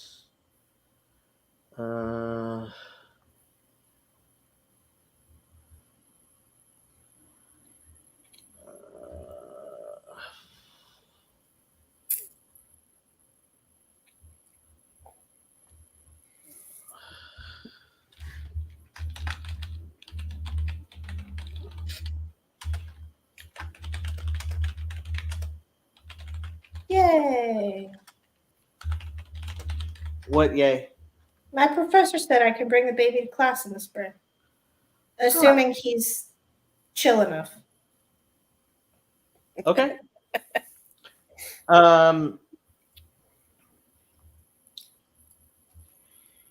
You're getting your PhD in classics, right? Yeah. Yeah. What were we talking about? We were talking about like We were talking about porn addiction. And Jan God's point. Oh, right. So chasing the high. Mhm. So with porn, people end up, especially young men who spend hours and hours on porn, end up chasing the high, and they end up with more and more extreme types of porn, and end up in a situation where they experience erectile dysfunction without extreme porn, and they become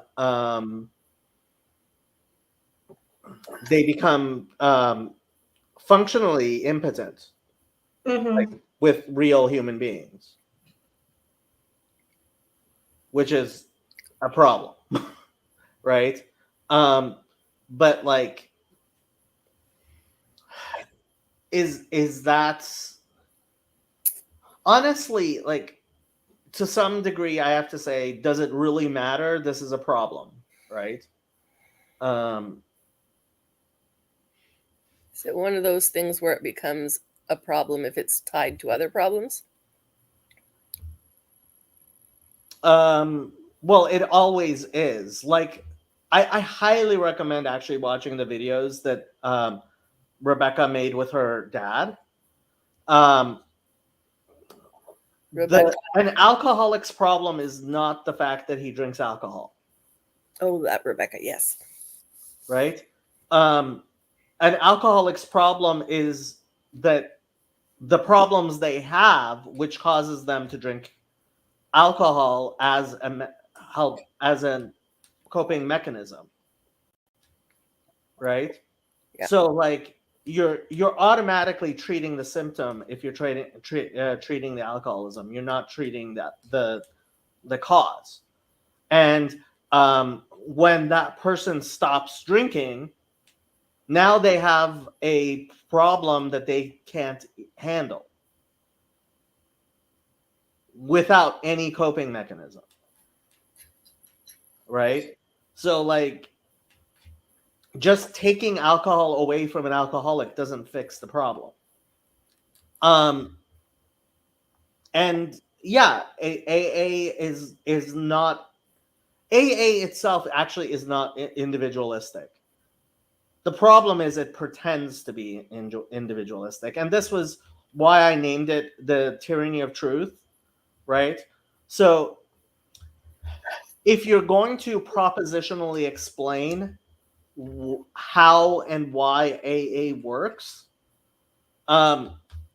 people like Chad will get very, very angry with you, because there are, and Paul actually alluded to this, there are important load-bearing lies in AA that are functional and to some degree necessary. And this is one of the reasons I actually read the Naaman story. I was just going to ask, because I asked you about lies in the New Testament one that you shared. Mhm. And but you're going, they're not the same. This is not the same thing. So it's not the lie it's not just the level of lie that's the issue. Look, when you have a complex, so back to my discussion with Grogan, right? T. Grog? Yeah. So Tim kept on saying, Jordan Peterson is being unnecessarily vague. And I said, he's being vague. Why do you think it's unnecessary? Right? Sometimes, especially when you're dealing with an individual, right? So like and there are people who criticize me, especially in this low corner, a lot for they're like, Jacob thinks truth is the highest value. That's not true. I do not think truth is the highest value. I think truth is a value. And like this gets into the whole Jordan Peterson Dawkins problem, right? It's like, yeah, it actually does matter if Jesus was born of a virgin and was resurrected from the dead. Like that actually does matter. It does. Right? It's not something you can just hand wave away. That matters, right?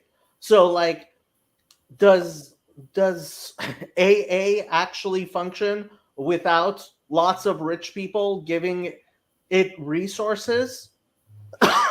No, of course it doesn't.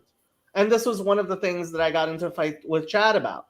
Like he's like, no, they don't take money from anyone. And it's like, Chad, like, I'm sorry, I know how like nonprofits have to function, right?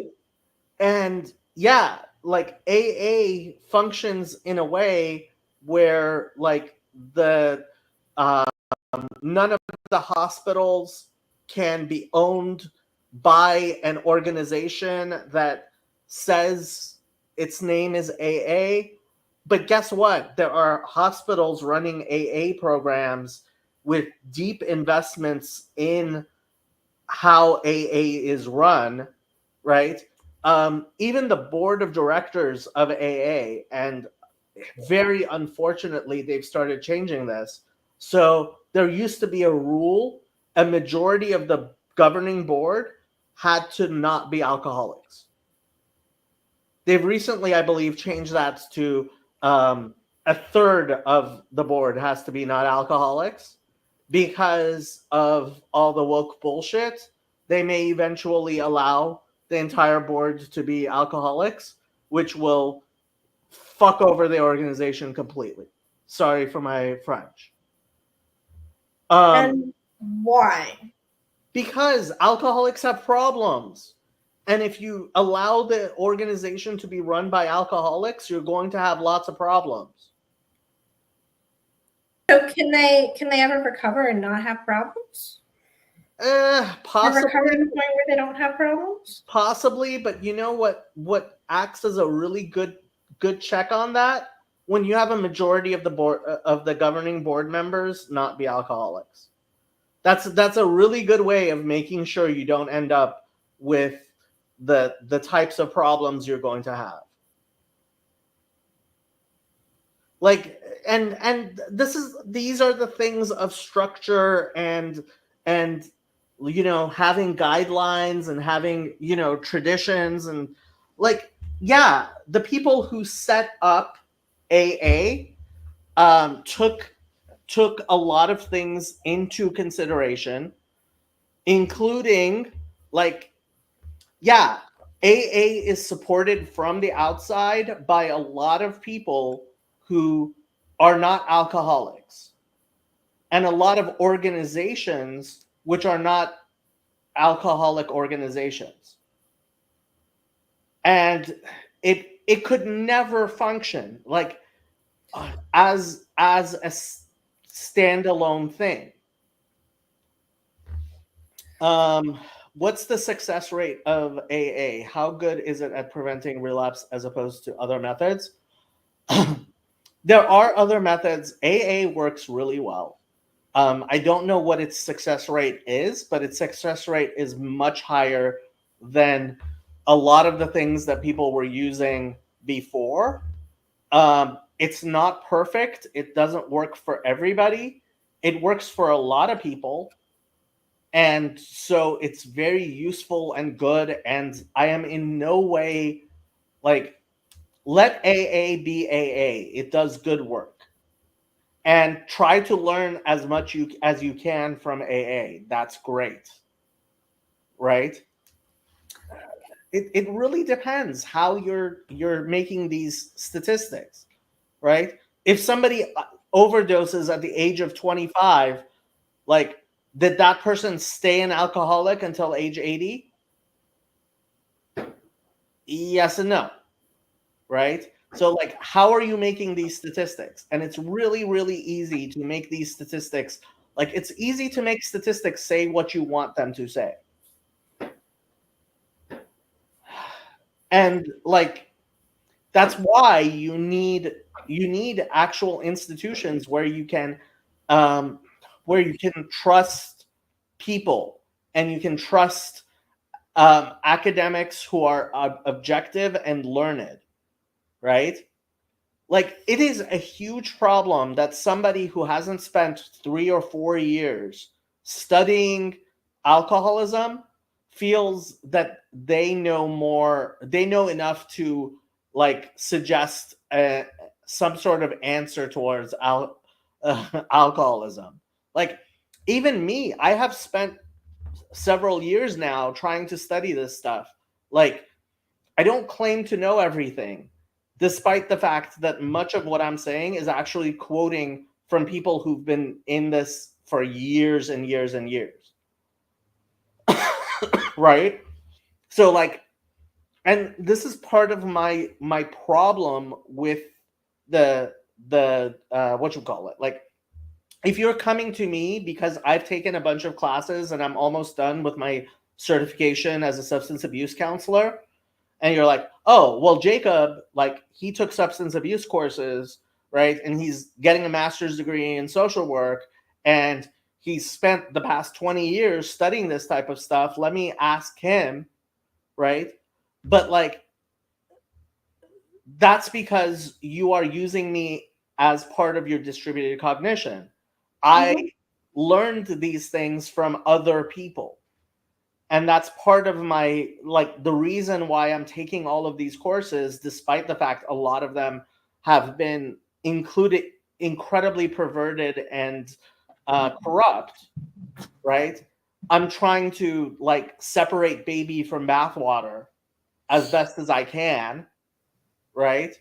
And it would be really nice if we had a system where the American Psychological Association wasn't idiotic, right? And like the DSM-5, the Diagnostic and Statistical Manual, was actually reliable information.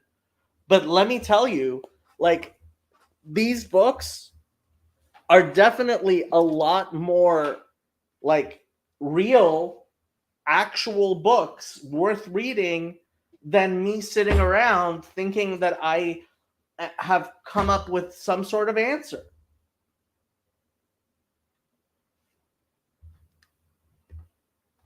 Doesn't AA just show that MK Ultra works? I mean, if you think about it, it's kind of like how the internet exists because of DARPA, very meta.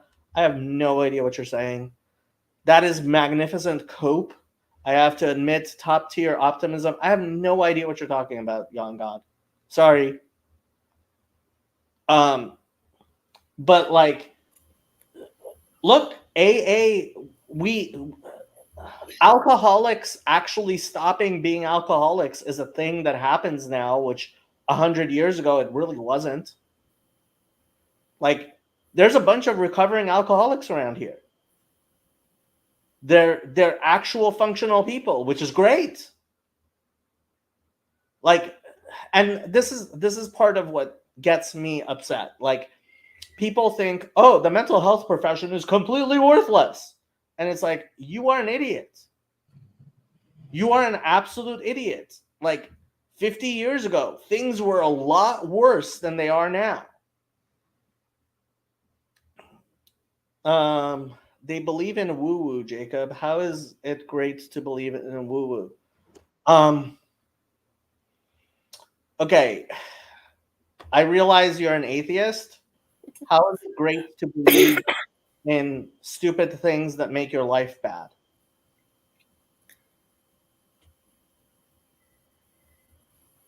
Like, there is nothing dumber than being an atheist. There is literally nothing dumber in the world than being an atheist. And yes, I have some... Yeah, at least I believe in stupid things that make my life better. Yeah. Thank you. Yeah. But I'm glad to hear you saying, Jacob, that the mental health, like that field has value.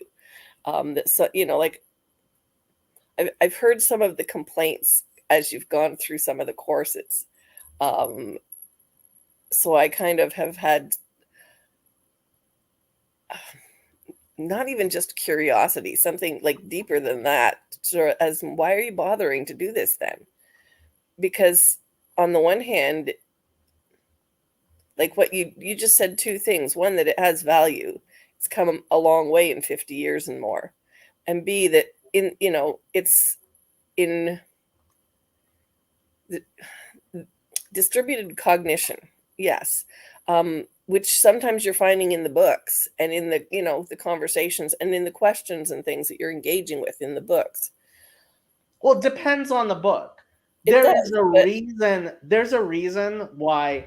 Okay, so you see this, the Diagnostic and Statistical Manual, right? Oh, yeah. This is like the Bible of the mental health industry. Yep. Yeah. What? I have poked through there 30 years ago in the DSM-4 when Jacob was being diagnosed. I poked through a bunch of things because we would get different opinions and reactions from different specialists. Well, I mean, so I wanted to. Emma, what did you say?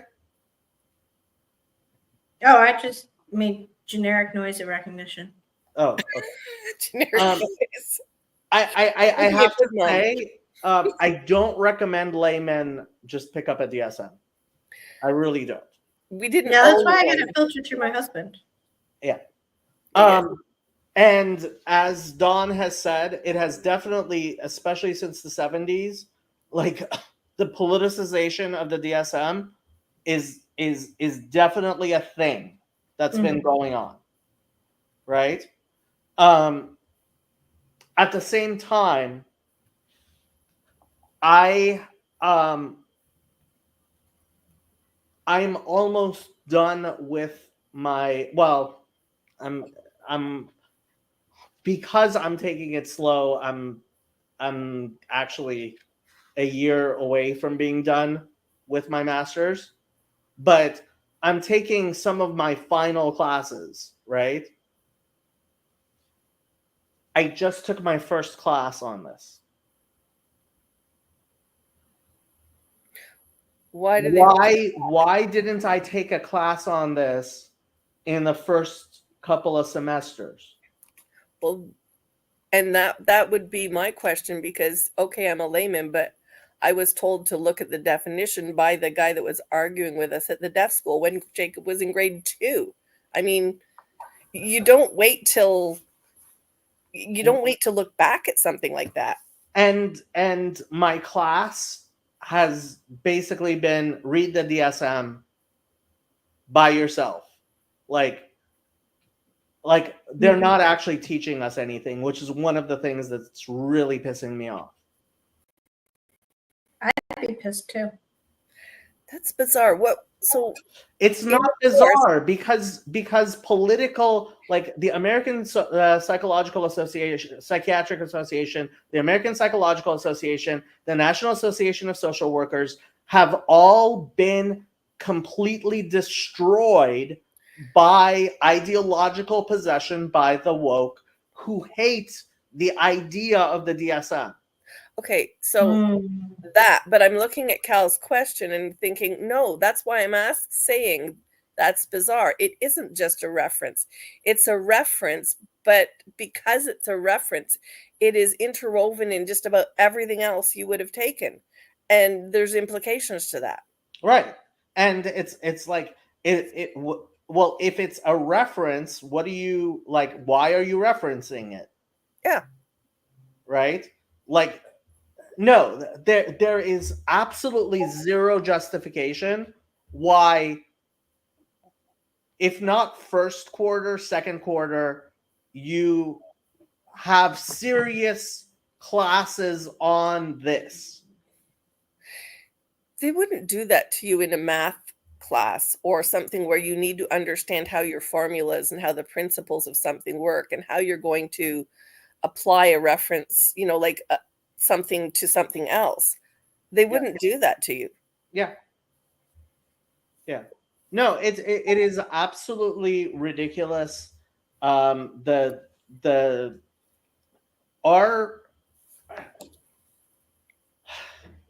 our system is broken. Our system is visibly, obviously broken in ways that are absolutely obvious, which is why people don't trust the system. They don't trust their own doctors. They don't trust. There's a reason people don't trust their doctors. Yeah. Despite the fact that, I mean, here, let me pull up, like, where did that go?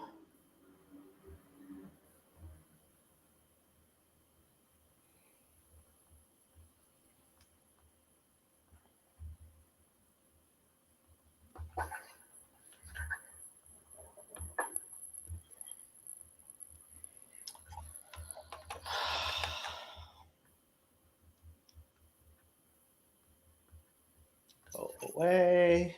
Thank you.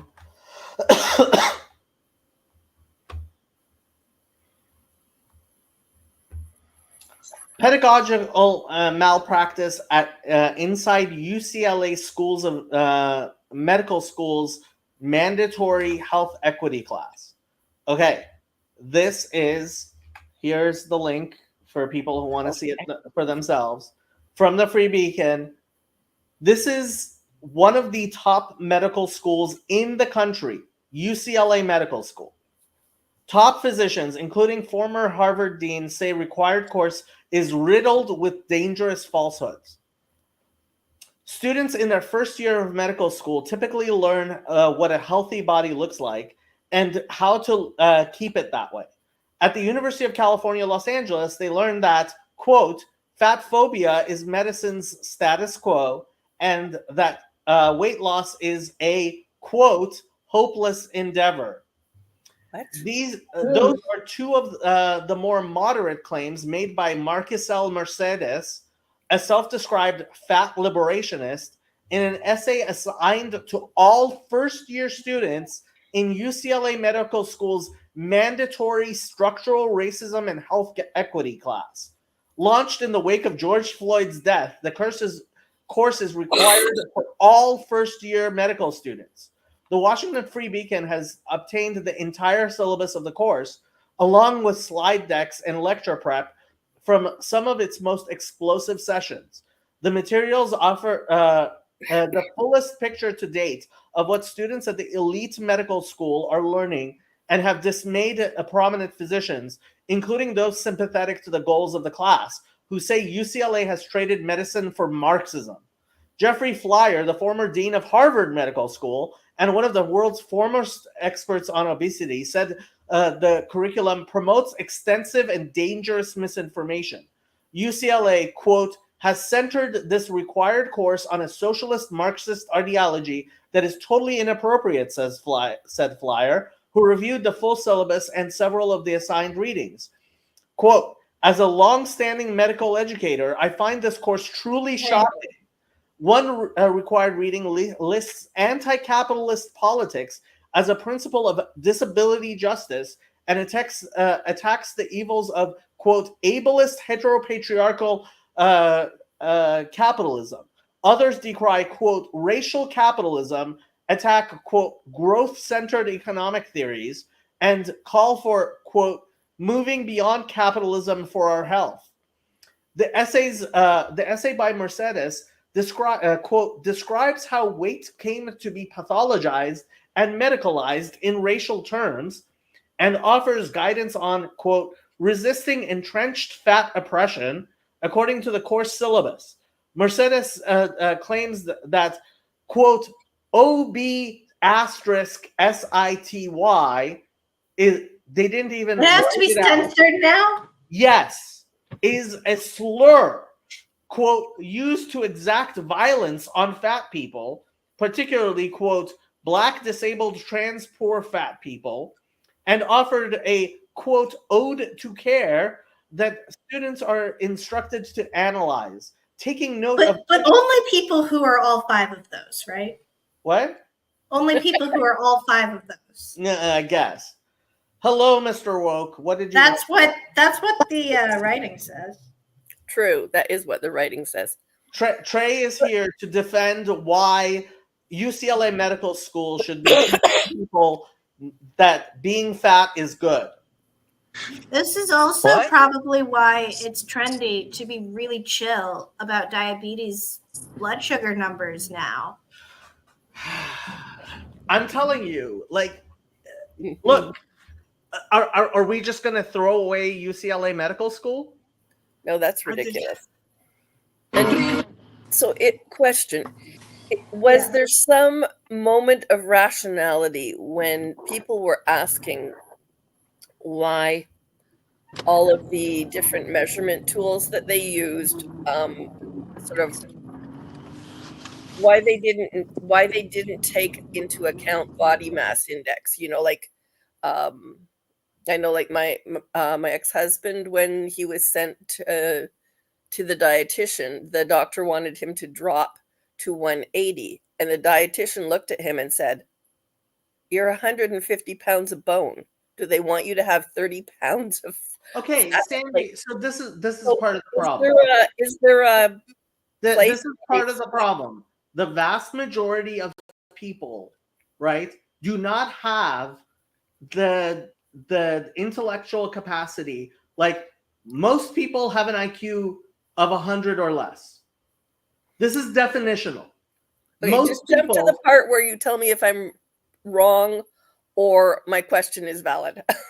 You're not wrong. You're just describing a situation which most people don't want to think about, which is the vast majority of people, right? 85% of the population has an IQ of 115 or less. Yeah. Okay?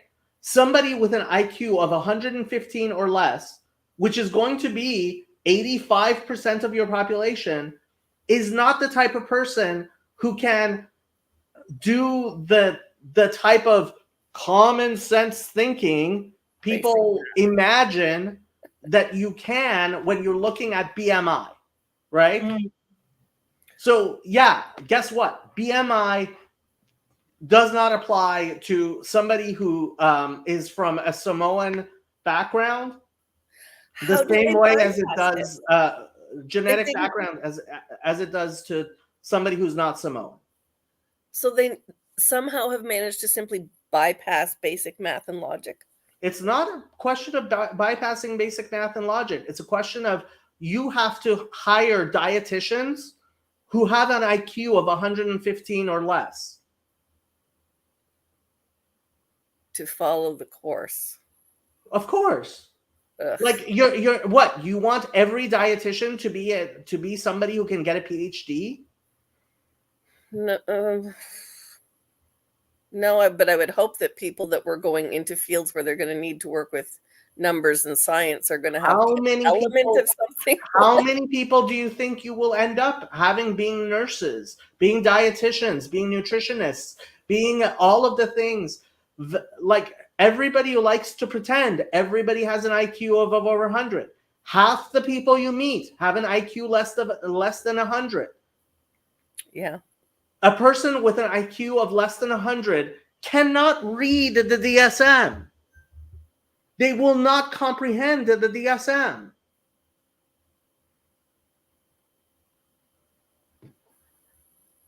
What do you do with the fact that that at least 50% of your workforce is going to have an IQ less than 115?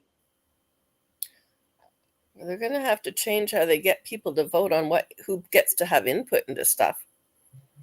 Because I'm like, we're in big trouble. No, what you need is hierarchy.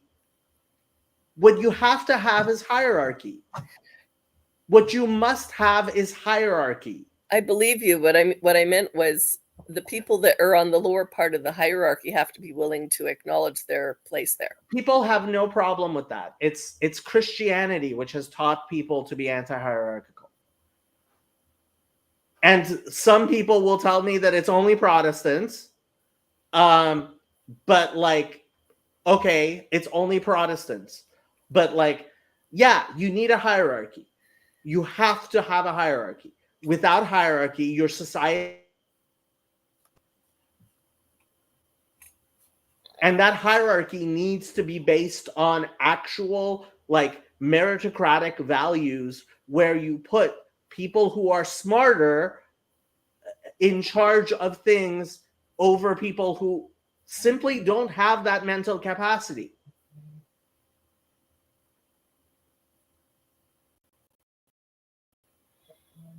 And when you live in a society of Protestants where it's like the priesthood of all peoples, like you're going to end up destroying all good things. We live in a society. This is true. Thanks, Trey. Is For this that, like saying everywhere that's there you stunning go, input. there's being people? Society will society. Well, okay. I mean, sad. look at what's going on with this election, right? So Jeff Bezos and Elon Musk and the guy who bought the LA Times, all of them are like, no, we are no longer endorsing Kamala Harris. Like, no, like no intelligent person supports Kamala Harris for president. Zero intelligent people support Kamala Harris for president. And yet a whole bunch of them are getting PhDs. Yeah, they're not very intelligent. Or they're ignorant. Look, I know a lot of doctors who are supporting Don't think Kamala about it. Harris. But why? Because they're doctors and they trust the establishment. And that's why people like Jeff Bezos and Elon Musk are like, and Peter Thiel and JD Vance, and like everybody's like, no, we have to change the establishment. And we are. Like, look, I could not have hoped for the signs for this coming election to be better than they are now. It looks like Trump is going to win in a genuine landslide. And hopefully that will mean the destruction of the Democratic Party completely. And we will have a real change in society.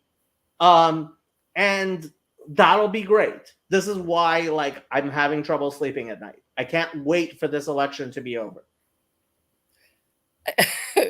I mean, I also can't wait for this election to be over, but I'm not feeling as optimistic about it.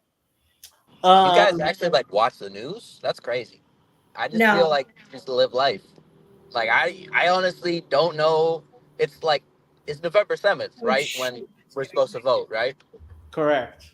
Oh, okay. At least I knew that. Is it November 7th? No, it's November 5th. Yeah.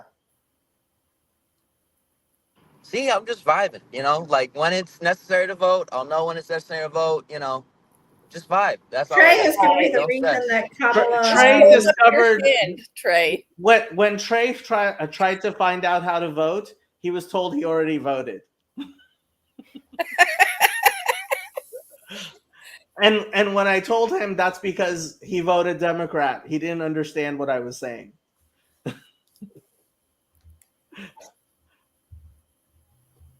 Guy Fawkes Day. Is it really Guy Fawkes Day? It is Guy Fawkes Day. It's also my mother's birthday. No, Kalana, part of the problem is Trey's actually pretty smart. But like he listens to Destiny and thinks Destiny is smart, and Destiny is a girl's name, so He's smart dumb.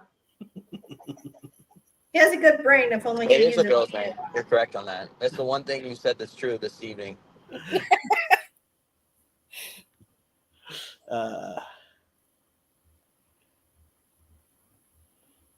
Yeah.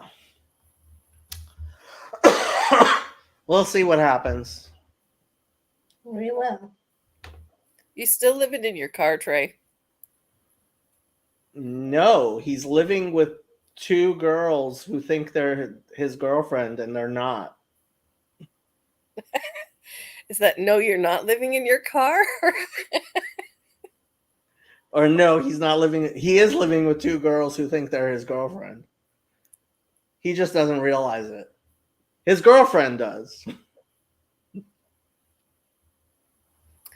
I'm still confused. Anyways, so Okay. I do have my my ballot on my dashboard of my car. I still have yet to vote, so I need to get that done. Yeah. It's California. It doesn't matter. That's how I feel too. But like But the I'm local glad. elections. I'm glad you were able to find your ballot and the Democrats hadn't already filled it out for you. Yeah. Weird how that works. Yeah. You guys have seen the meme. I just found out my uncle is voting Democrat for the first time. This would have never happened when he was still alive. I've heard it. Shoot. I do not support that meme.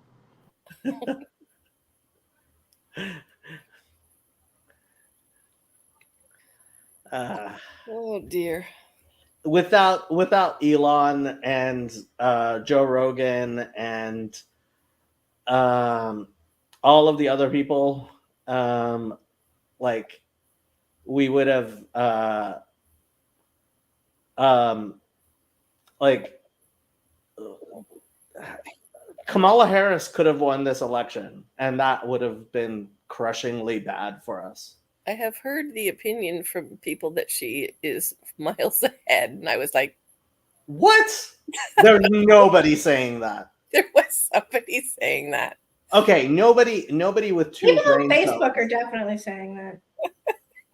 Well, Many that's people are saying who this. stayed on Facebook. That's people who stay. Eric Weinstein actually responded to my response to his tweet today. Yeah.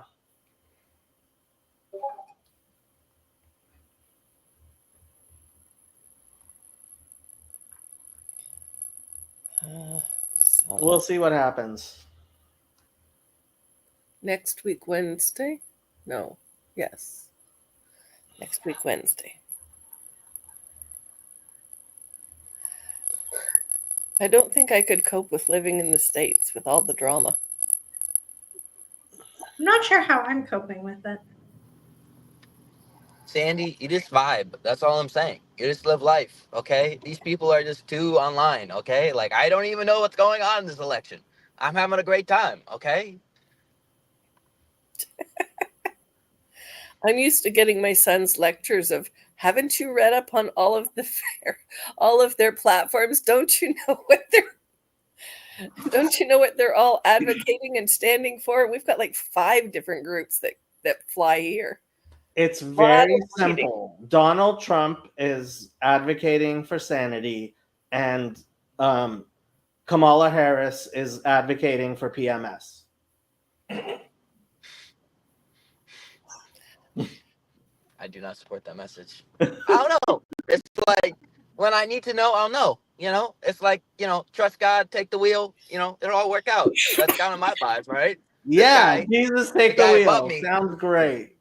this guy doesn't believe in God. That's why he's like, oh, yeah, I don't know. Like, oh, man, the electress, right? Like, if you really believed in God, you'd be like, he's got the wheel. I don't know. I'll just vibe. That's all I'm saying. We started with me saying I don't believe in a deterministic universe. Then you wouldn't worry about the election, right? What? No, if you believed in a deterministic universe, you wouldn't worry about the election. Yeah, determinism is like if you're a Calvinist determinist or any other type of nihilist, then you're like, oh, it doesn't matter.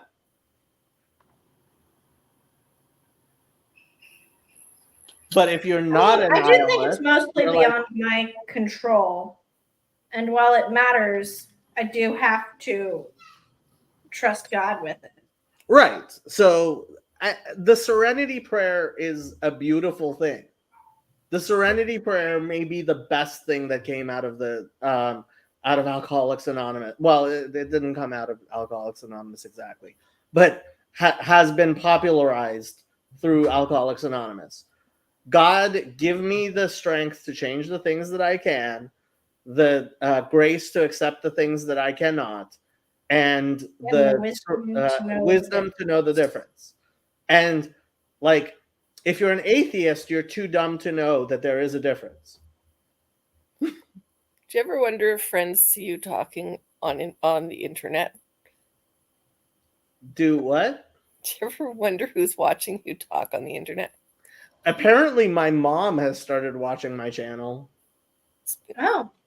Yeah. Scary, isn't it? It is. Yeah. I don't know how I feel about that, yeah. Oh, dear. Okay. Close. Somebody who disagrees with you on voting politics. Why would anybody in this corner disagree with me on politics? Because some people disagree. No one disagrees with you on everything. But then they would be wrong. Sure. Since you actually voted, Jacob, can you tell me, like... What makes you think I voted? Oh, you didn't vote? Okay. My ballot's right there. Okay, so we're both as lazy. Okay, great. Wait, you guys get your ballots? Yes. Yes, sir. It's California. Sure, I can help with this. I have to go to the voting place to get a ballot, unless I register to vote. My phone just turned on because I said my ballot is right there. This is the terrifying. I'm not a fan. This is the very first time that Gemini has tried to to communicate with me. My phone was off, and suddenly it started talking to me because I started talking about voting. I'm not a big fan of that. Me neither, especially since YouTube decided to censor the Trump Rogan interview. As if that's actually going to do anything. Wait, I thought Rogan was already kicked off of YouTube. Rogan was not kicked off of YouTube. He did an exclusive contract with Spotify, but recently his new thing was like Spotify was putting it on YouTube. Okay, I thought he got kicked off of YouTube. No.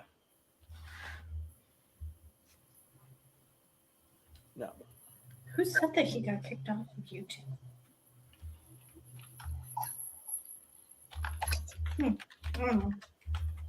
Shows how well I pay attention. No, they haven't even kicked PewDiePie off. Although PewDiePie apparently is kind of sort of retired. Oh my gosh, I haven't thought about PewDiePie in 10 years. Thanks for that. Why would you not think of PewDiePie? PewDiePie got married, and I think his wife is pregnant. I don't know. No, he has a kid. He has a He has a kid kid living now? in Japan. Yeah, good. so he's just living off of reruns. No, he still makes content. Really? Yeah, check his I channel. read recently somebody said he's just living off reruns. He just does it for fun. Okay. Yeah. I guess, I mean, he doesn't have to. He's probably wealthy beyond all things. And yeah, he has a wife and kid. So, like, why would he bother with the internet anymore? Good for him. Just last I thought of him was when I was in high school discovering YouTube. Mm-hmm. And it was like PewDiePie and bad lip readings and other things of that ilk. And lolcats. And lolcats, yeah. And Charlie the Unicorn. There are still people waiting for that lolcats Bible you were going to make, Emma. I know. I guess God had other plans for my time. We'll see. I'll circle back to it eventually. Okay. So, what is the Jewish understanding of God acting? Because we talked about causation and you were like, that doesn't count. But so I won't go deeply into it. But how much knowledge of decisions does God have, and when does God act? God Can has God complete. First of all, Emma, Colonimus Eliezer needs to know what you're knitting. I am struggling to untangle a hank of yarn and make it into a ball. This yarn will eventually become a baby hat and an Emma hat, and maybe gloves if there's enough of it. Okay. God knows everything, but I'm a compatibilist, and I believe Judaism is compatibilist.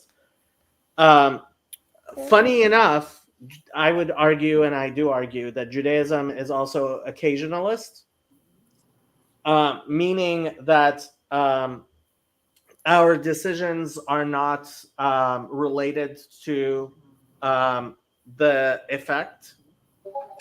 So, like, because I choose to do X does not mean that X will happen in the world. Yeah.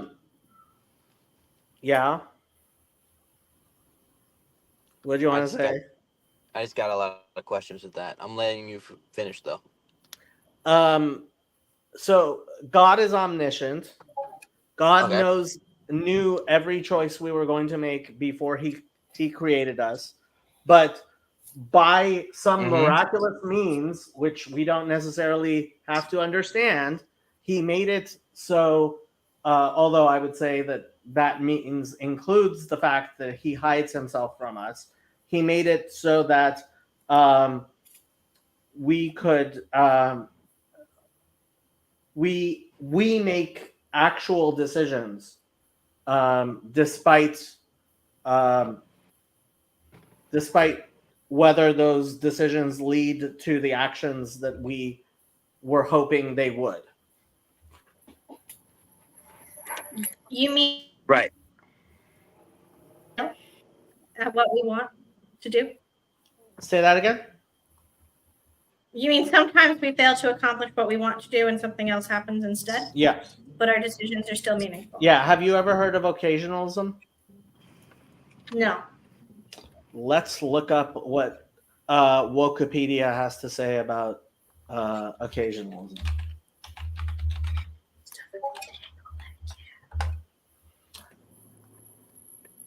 Occasionalism. Occasionalism is a philosophical doctrine about causation, which says that created substances cannot be efficient causes of events. Instead, all events are taken to be caused directly by God. A related concept, which has been called occasional causation, also denies a link of efficient causation between mundane events, but may differ as to the identity of the true cause that replaces them.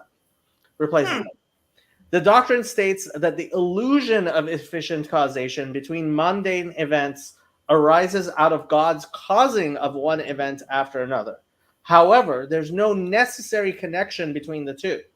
It is not that the first event causes God to cause the second event. Rather, God first causes one and then causes the other.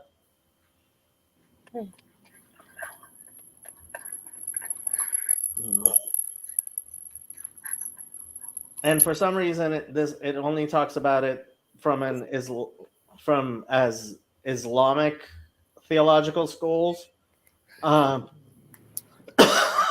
But I would say Judaism very clearly teaches occasionalism. Interesting. How does it teach that? So, for example, William Lane Craig, when asked about like, because have you looked at like any of the debates between I guess Calvinists and Christians? Because I don't know, in Judaism, are there like actually a strain of Calvinists? Trey, was that burn on purpose? You caught it too, did you? Was that what? Burn Was that burn on purpose. To Calvinism on purpose? I don't think it was. No. Yeah, you distinguished between Christians and Calvinists. Oh, okay. Yeah. I mean, it was a pretty good burn, and I agree with it. But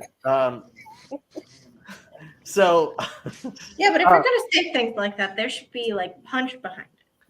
I don't actually listen to William Lane Craig if I can avoid it, and I generally don't care about. The only time I pay attention to philosophy is when it becomes useful in describing something that Judaism teaches. Judaism very clearly teaches. For example, Rabot machshavot belev ish va'atzat Hashem hitakum is a verse in the Bible, which usually gets translated to something around. Many are plans in the heart of man, but it is God's will which will be done. And so, like, how does Judaism teach occasionalism? I would say it's clearly all over the Bible, including in the book of Ecclesiastes and Proverbs and Deuteronomy and everything else, and Genesis, right? But the idea that God is the cause of all things, despite our wishes, desires, and attempts, is a fundamental and clear teaching of the Hebrew Bible. Yeah.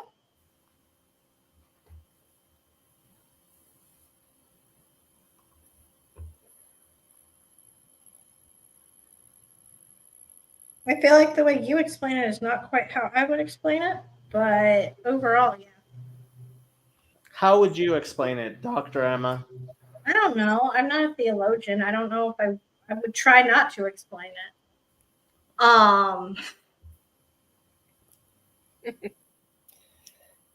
I do think that created beings can be efficient causes. I think he grants us that.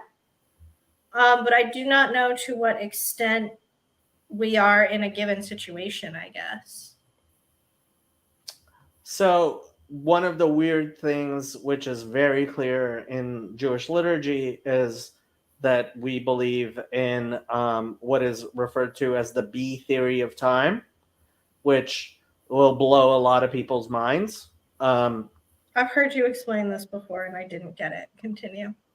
So the A theory of time is that one moment in time precedes the next moment in time, and each moment in time is linked in a causal manner, so that what happened a minute ago is a cause for what happens now, and what happens now is a cause for what happens in a minute or less. Oh, that doesn't work if God is outside time. Aha. Well, The B theory of time is that there's actually no real connection between any one moment of time and any other moment of time.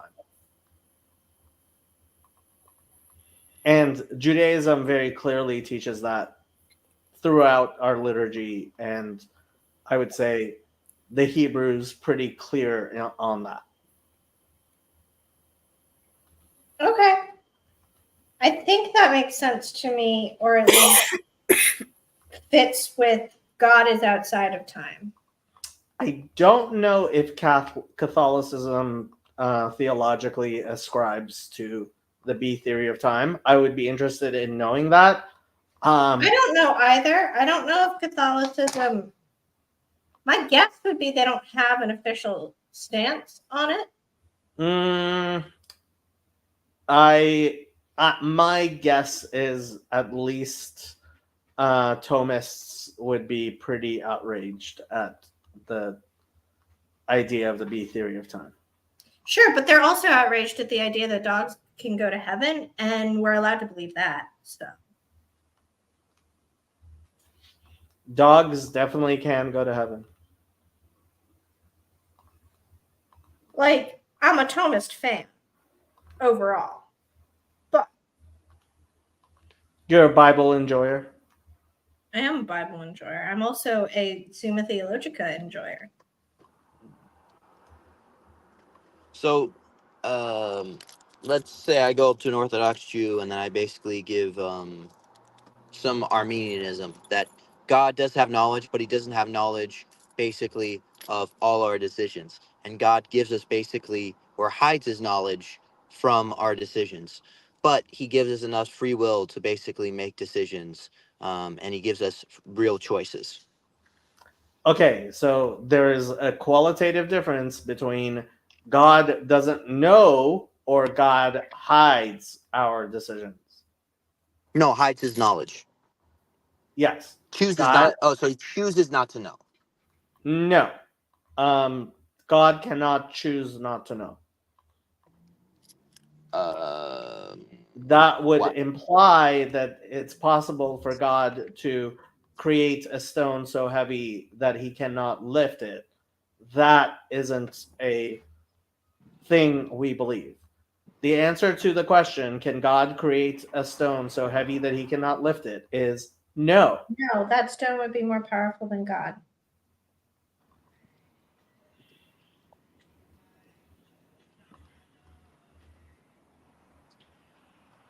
So, so then Orthodox Judaism must subscribe that God is like that.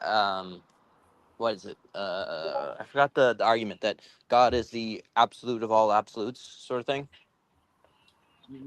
Divine simplicity? Yes. I don't think that's divine simplicity. God is the ground of all being? Yes.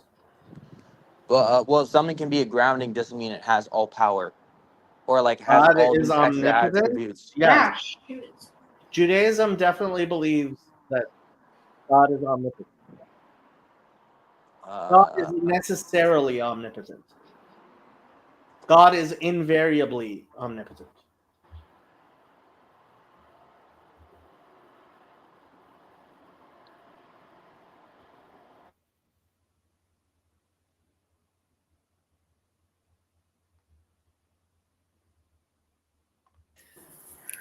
Comments. What are people I'm going. saying in the comments? What if God clones himself? Dr. Nemesh, who is Sam's friend, wrote a he's come up with a logical disproof of the Trinity, in that if God begets something of his own essence by necessity, then that thing must also beget something of its own essence by necessity, and therefore you end up with not the Trinity, but an infinite begetting. Infinite. Yeah. I'd be interested to hear a response to that.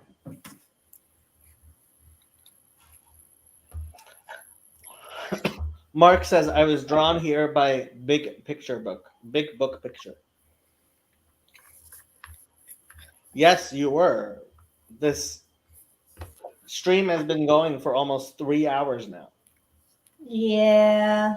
We've kind of moved from topic to topic a little bit. We did discuss, we did discuss Alcoholics Anonymous somewhat, though.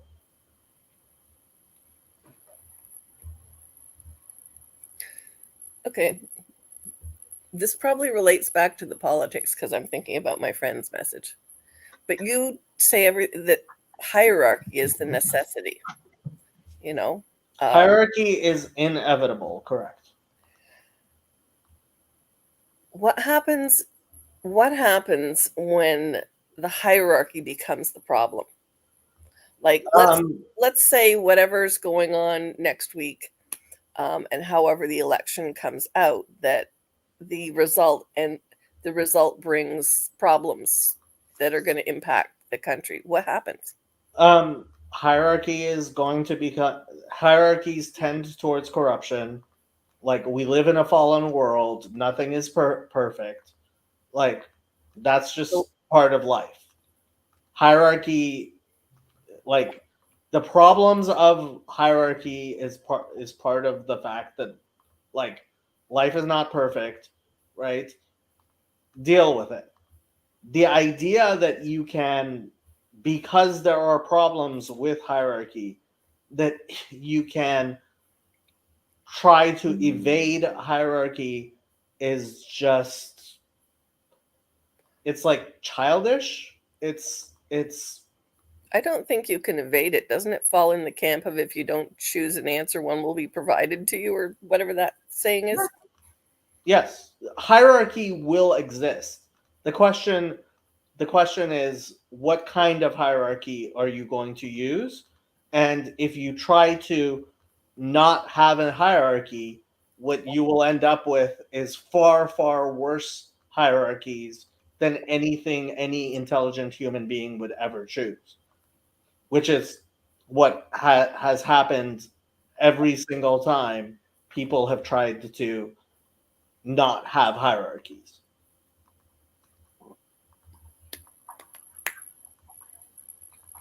Like, what cannot persist will not persist. I have never, like, none of the things I have worried about is the woke actually winning, because there's no such thing as the woke winning. They are incompetent, incapable, and idiotic. The only question is, how long will it take for people to recognize that this is idiotic before we stop them from destroying things? And how much damage will be done in the meantime? How much damage they will do in the meantime. And don't forget the opportunity costs. And then when people do wake up to the fact this can't continue, how much damage will the backlash do? And, like, the damage of the backlash is a real concern, because unlike the woke, the far right, which is where the backlash is going to start from, is actually competent, violent, and capable. Does that show greater strength or just greater anger? It's not a no. It's not a question of anger, right? Backlashes happen, right? There's left-wing backlashes. There's right-wing backlashes. Probably not even worth talking about the right and the left wing. But so if we're just talking from a personality standpoint of left is open and right is left is open and creative, right is conscientious, right? You end up with a backlash against the woke by people who are pragmatic and conscientious, right? So when they decide, oh no, we're not having any more of this, they can and often do, and unfortunately may decide to like do all kinds of stupid things, which guess who has all the guns in this country? It's not the left wing. And that is a genuine concern that anybody who's not an idiot should realize. Yeah, it's bad enough that the woke will fail because there's no question they will fail. That's why they have to work even harder to take everybody's guns.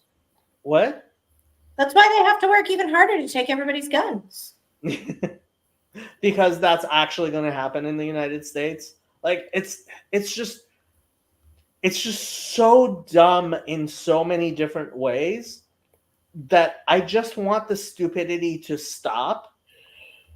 Like this has been a clear, like, as long as we live in a fallen world, there's going to be stupidity, Jacob. Yeah, there doesn't need to be stupidity at this level. Like life is suffering. There will definitely be suffering in life. You don't have to suffer as stupidly as the woke are trying to make us suffer.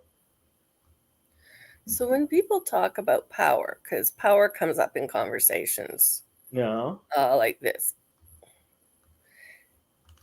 is some of the push and shove because people have different concepts of power? Like when I asked if it's strength or anger, when you gave the competence answer, I was like, oh wait, yeah, that does look like what I was picturing, but I didn't think of that word. Okay, so the word power has been used a lot by people I've heard it the last 2 years, like reverberating still.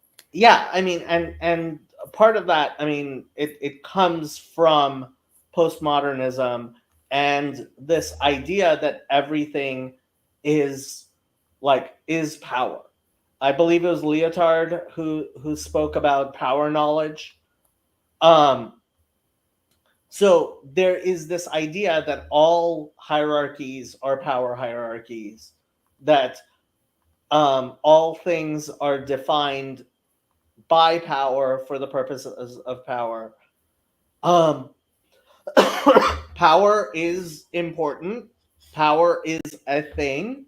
It is not the only thing. It is simplistic and frankly stupid to define all things in terms of power. And power is not. First of all, you can't get rid of power. Like, people will have power over each other and over other things. That's just another hierarchy that's going to exist.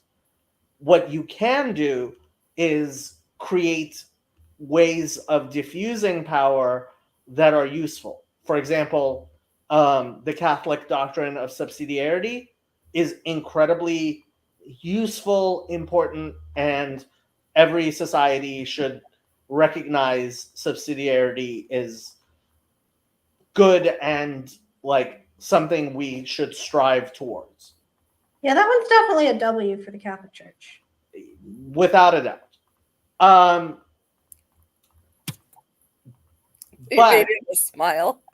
What? And you made him a smile. Yay. Her kid is going to be born, like, for one of the first words he's going to say is subsidiarity. That'll be hilarious. That would be terrifying. I would be so scared. So my rabbi's oldest son was born with a lot of allergies. He was allergic to almost everything. He was allergic to milk. He was allergic to wheat. He was allergic to eggs. He was allergic to nuts. This poor kid had so many allergies. And so basically the only thing he was allergic to fish. Wow. Basically the only thing that he could easily have was just straight beef, right? And one of his first words was meat. Yep. Which I just found hilarious. Anyway, That is where were we? Smart kid. Subsidiarity. Subsidiarity and power. Look, power is one thing. Unfortunately, the woke think power is everything. And if you think power is everything, if you think all relationships are predicated on power, you obviously had a really messed up relationship with your parents. You did not come from a healthy home environment, that's for sure. And let's face it, I mean, being woke is a mental illness.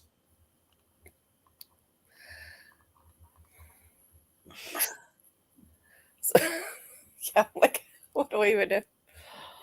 Too bad Trey's gone. I know he's heard you say that, but still. I'm still thinking. Thinking is not allowed. Only the woke are allowed to think. I'm joking. Yeah, I'm pretty sure they're the main ones who are not allowed to think, actually. Overthink.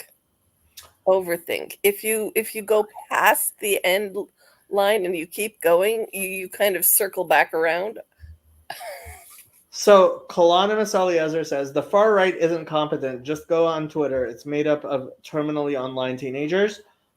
The woke right is not the far right. Do not mistake the woke right with the far right. Like the neo-reactionary movement, the NRX, they're all very left-wing. They're all incredibly left-wing. Curtis Yarvin's girlfriend / partner / maybe wife is a professional dominatrix.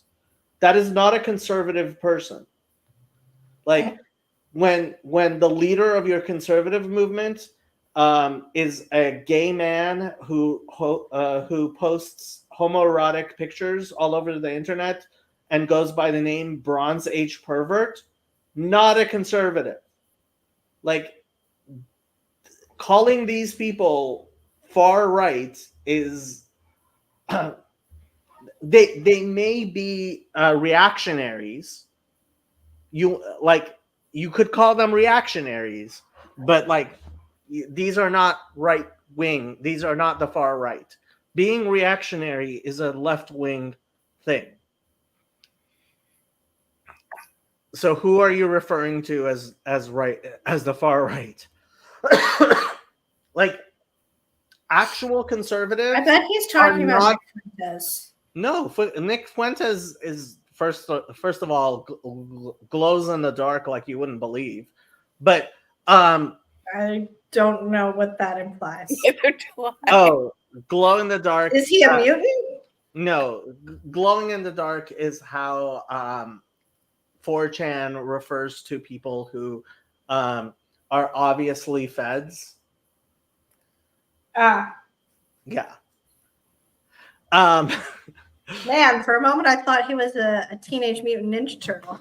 Nah. Look, the man had a Twitter checkmark for a very, very long time when he shouldn't have had. When they were taking away Twitter checkmarks from people like Carl Benjamin, Nick Fuentes still had a check mark. The man works for the left. But that's beside the point. The actual far right are not online. If they're online, they may be online for a few hours, but like these are people who are living like Like normal real lives with kids and kids and wives and family and clans and churches and probably far right. Well, I mean, when we refer to the far right, we usually mean people who have like militias. So, for example, Pastor Arnold Murray, I found out was far right a few years ago. Like his people, they're far right. And No idea who that is. No reason why you should. Pastor Arnold Murray. Shepherd's Chapel. Let's see. How many? I mean, I doubt they would agree that they're part of the Christian identity movement, but they are part of the Christian identity movement. Let's look at their YouTube. Where's a available YouTube? Okay. Shepherd's Chapel has almost 100,000 subscribers. Ooh. Okay. Right? This is their official here. So they have a 24/7 live stream. Wow. Yeah. So here, this is Chapel, and this is Arnold Murray's son, right? And I don't think they're gonna. Hello, I'm Pastor Dennis Murray, and I would like to welcome you to Shepherd's Chapel. Amos chapter 8, verse 11 states that the famine of the end time will be not for bread and water, but for hearing the word of God. Very few churches today are teaching God's word, and the famine is on. Okay. So two things that accent hit me like a ton of bricks. He lives in Arkansas. He has many people who are involved in his little cult, and he sounds like a dispensationalist. They're actually kind or of a millennialist, or one of the crazy end times people. They have really weird ideas about the end times, including the idea that when Jesus said to destroy this temple and I will raise it in 3 days, that the temple still has not been destroyed. That's a new one, at least to me.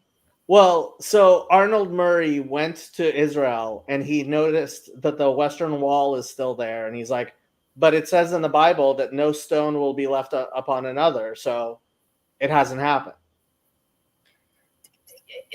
Yeah. Okay. I mean, I guess these are two different Bible passages, because the raise it up in 3 days one is pretty clearly a metaphor, but yeah, these people don't believe in metaphors. Yeah, no one taught them how to read. It's really crippling for your Christianity, actually, when no one teaches you how to read properly. They need you to get your PhD. You don't need to get your PhD. You just need to learn how they need you to get it so you can explain things to people. You still don't have a channel on literature and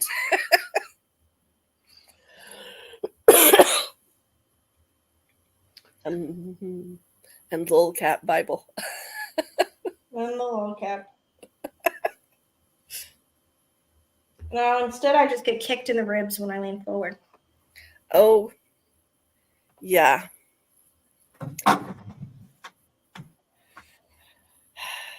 I mean, I can just imagine having another human being inside my abdomen, and that would be scary. It is pretty weird, but pretty cool. I mean, it is pretty cool, but at the same time, there's like another human being living inside your abdomen. Yep. I mean, it does remind you of like the Alien, like the Alien movie and stuff. Yeah. Especially when you realize in a few weeks. Too much joy from freaking Colin's friends out by talking about it, to be honest. I mean, they're my friends too, but they're like his college friends. I enjoy it way too much. It's probably not nice of me. Have you traumatized them, Emma? I may have. I didn't mean to. In a few weeks, that other human being is going to try to come out, and that's even scarier. Yep. Well, you hope it tries to come out. I hope it tries to come out. I want it to come out. Yes. Otherwise, it could be like my youngest son who tried to take up permanent residence. And how long did he go? 10 months. They moved. Oh. They kept. Yeah, I had an old doctor who did the squish test with my older son. I did the squish test and came out with an inch longer, a pound heavier, and 4 ultrasounds, and umpteen Braxton Hicks things from 4 months on, freaking out some of the technicians because I'd play stupid and just kind of go, well, what do you mean it looks like I'm in labor again? Still constantly. Yeah, he was they moved me back by 6 weeks and eventually induced. My grandmother had a 10-month or 2. The real question is, how old will he be when he says, "You don't love me"? Well, I was 9 and my sister was 4, so it's a important mark. Important developmental stage. Yeah, when specifically what I said was, you just had me so I could be a slave, and what she said was, you just had me so you could eat me. So, but I think that was the general sentiment conveyed in both of those statements. I see you come from interesting people and will produce more interesting people. We're very dramatic. We do not have much chill. It's not really in our vocabulary. What's the chances he takes after Colin? Colin does not have chill either. Oh, shoot. There is approximately 0 chance this baby has chill, especially based on his activity level.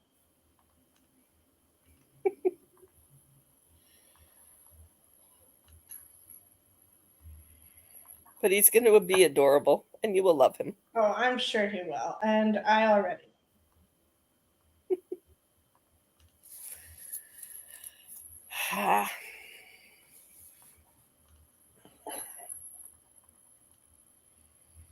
You don't love me.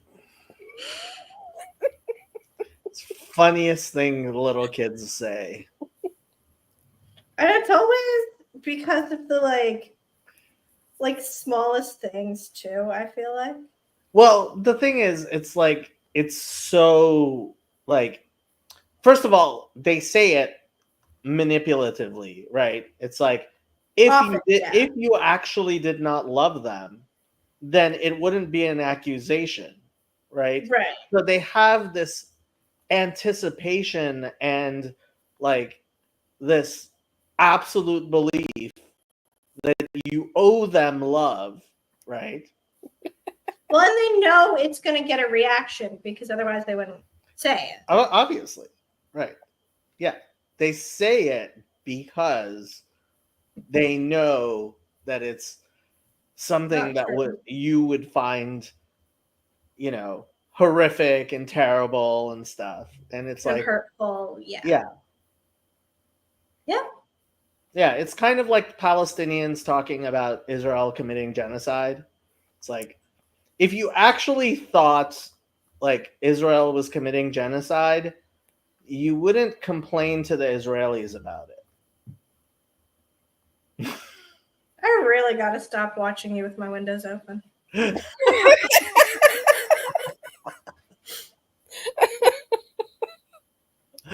Somebody might hear me.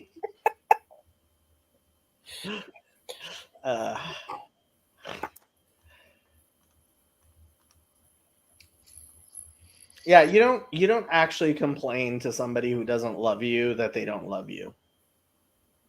If you suspect that they actually don't love you, you don't say you don't love me. Because it won't do anything. Yeah, like if that person doesn't love you, like then like what's the point of saying you don't love me? It's like, you do it because you're poor and you were told you have to make your bed and you're mad about that. Yeah. She'd probably be so mad at me for putting that out there on the internet. Anyway, it's one of our family's favorite funny stories because it's hilarious.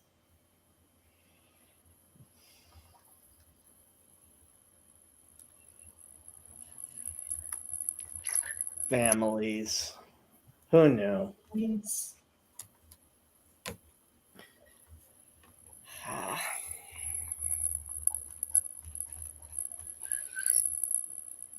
Your mic whistling is really annoying. Is that me? No, it's Sandy's. Yeah. It's not the first time I've been told I'm annoying. It's not you, it's the mic.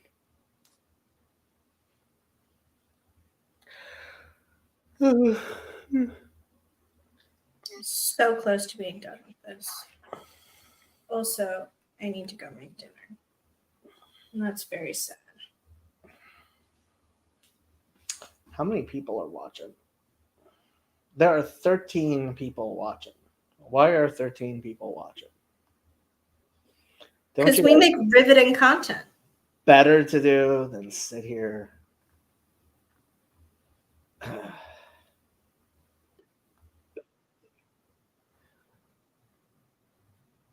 Wow, more likes than I thought it would get. There's 8 likes.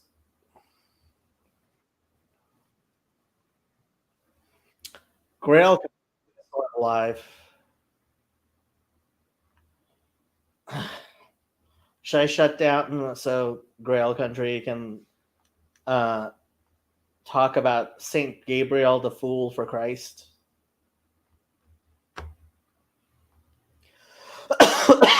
I mean, unless you have more stuff to talk about.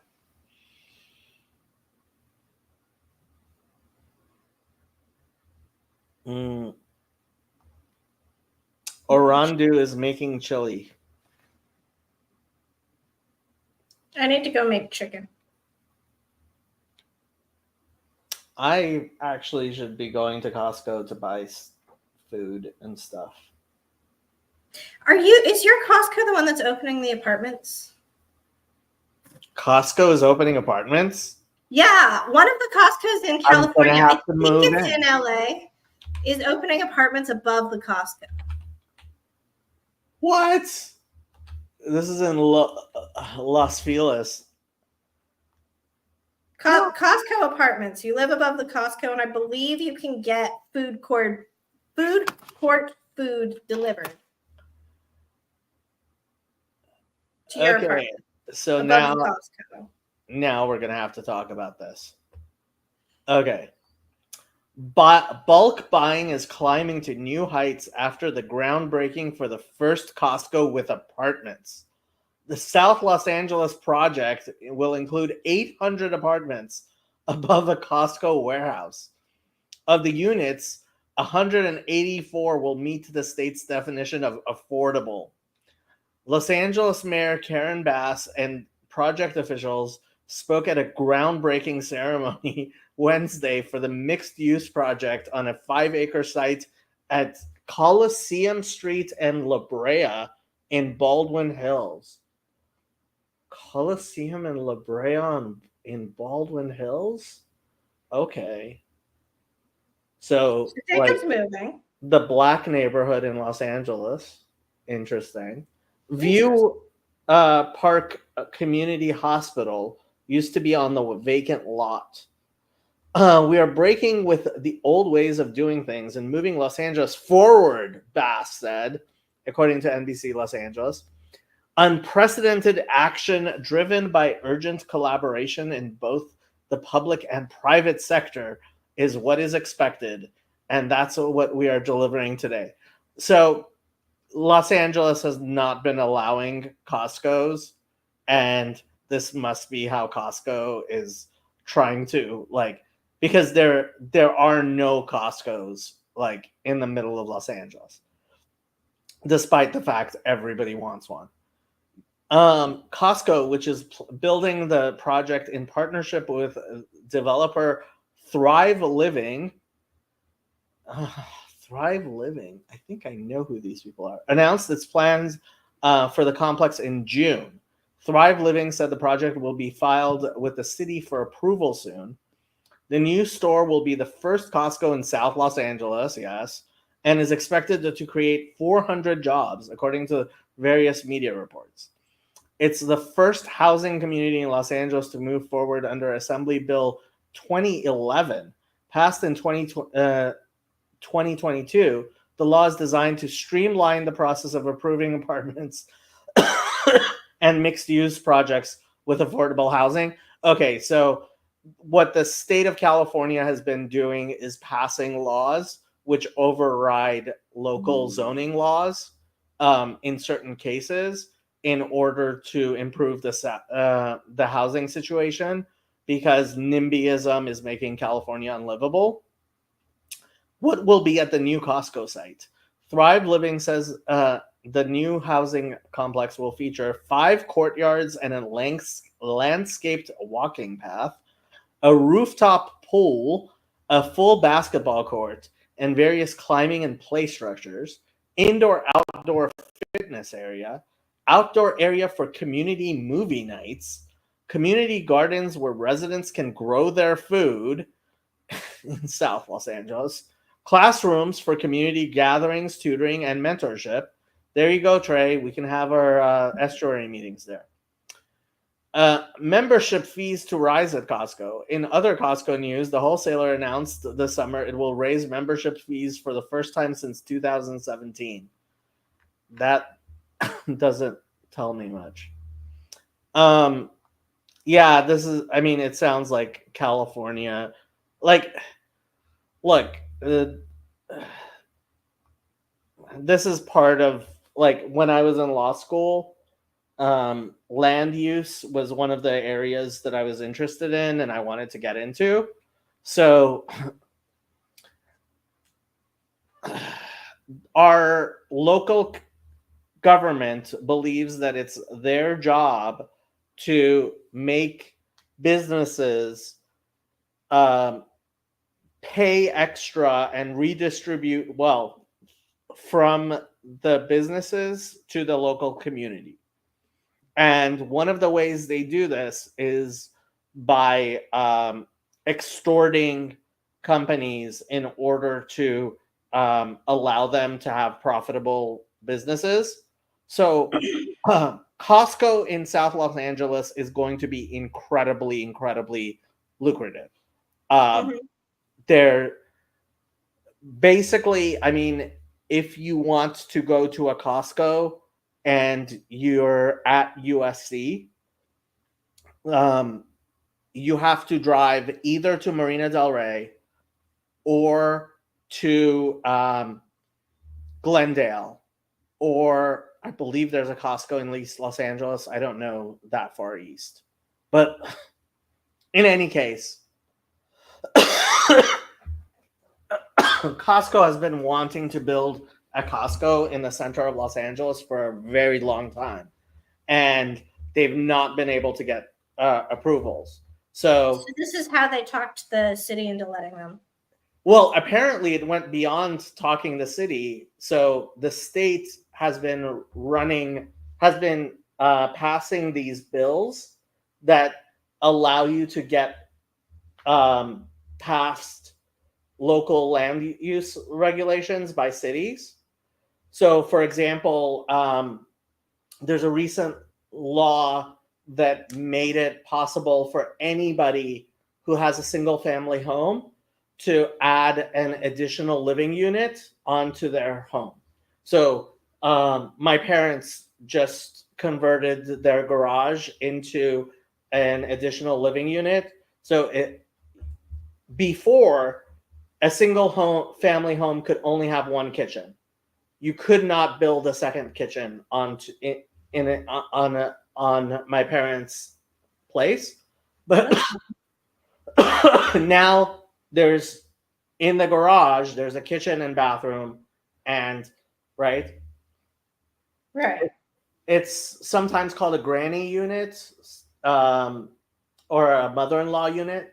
Mm-hmm.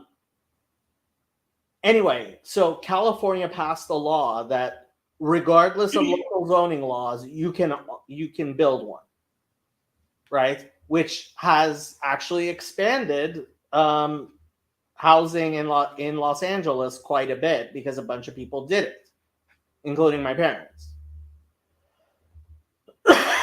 Apparently, there's a similar law for mixed use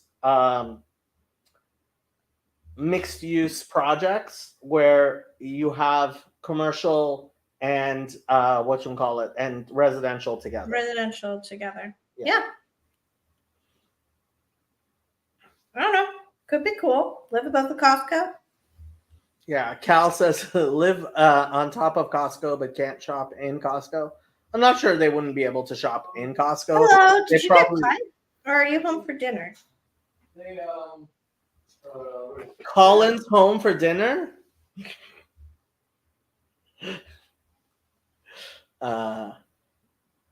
Anyway, yeah, like most people. Well, also you have to. We're discussing the Costco living space. Hello, Colin. Long time no see, sir. What now? Long time no see. Oh, long time no see. We disappeared. I was gonna say I'm walking on camera covered in ice cream, but you know. His internship got put on pause, so he got a second job at the ice cream shop. Yeah. You're working at an ice cream shop. You're a good man, Charlie Brown. Kind of just a nice little random little job. You're not wasting your time. Yeah, exactly. Like me. Streaming all day. All right. Well, I'm going to use that as my cue to executive function some and go make myself dinner. But it was lovely talking to you guys. It was lovely talking to you. I'll talk to you later. Good to see you guys. I think I'm going to use that as my cue to shut down the stream. Yep. Yeah. I'm going to go get ice cream. Ice cream sounds good.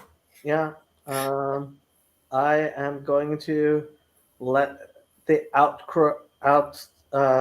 love this. Play. I'm going to use host's prerogative to put the Reverend Parcells to bed because he does need to get up in the morning. Sorry, Reverend. Thank you. But before he goes, I have a question. Let's say, God forbid, that I were to burn somebody at the stake for not being a Trinitarian. And I did not repent of that. Is that a salvation issue?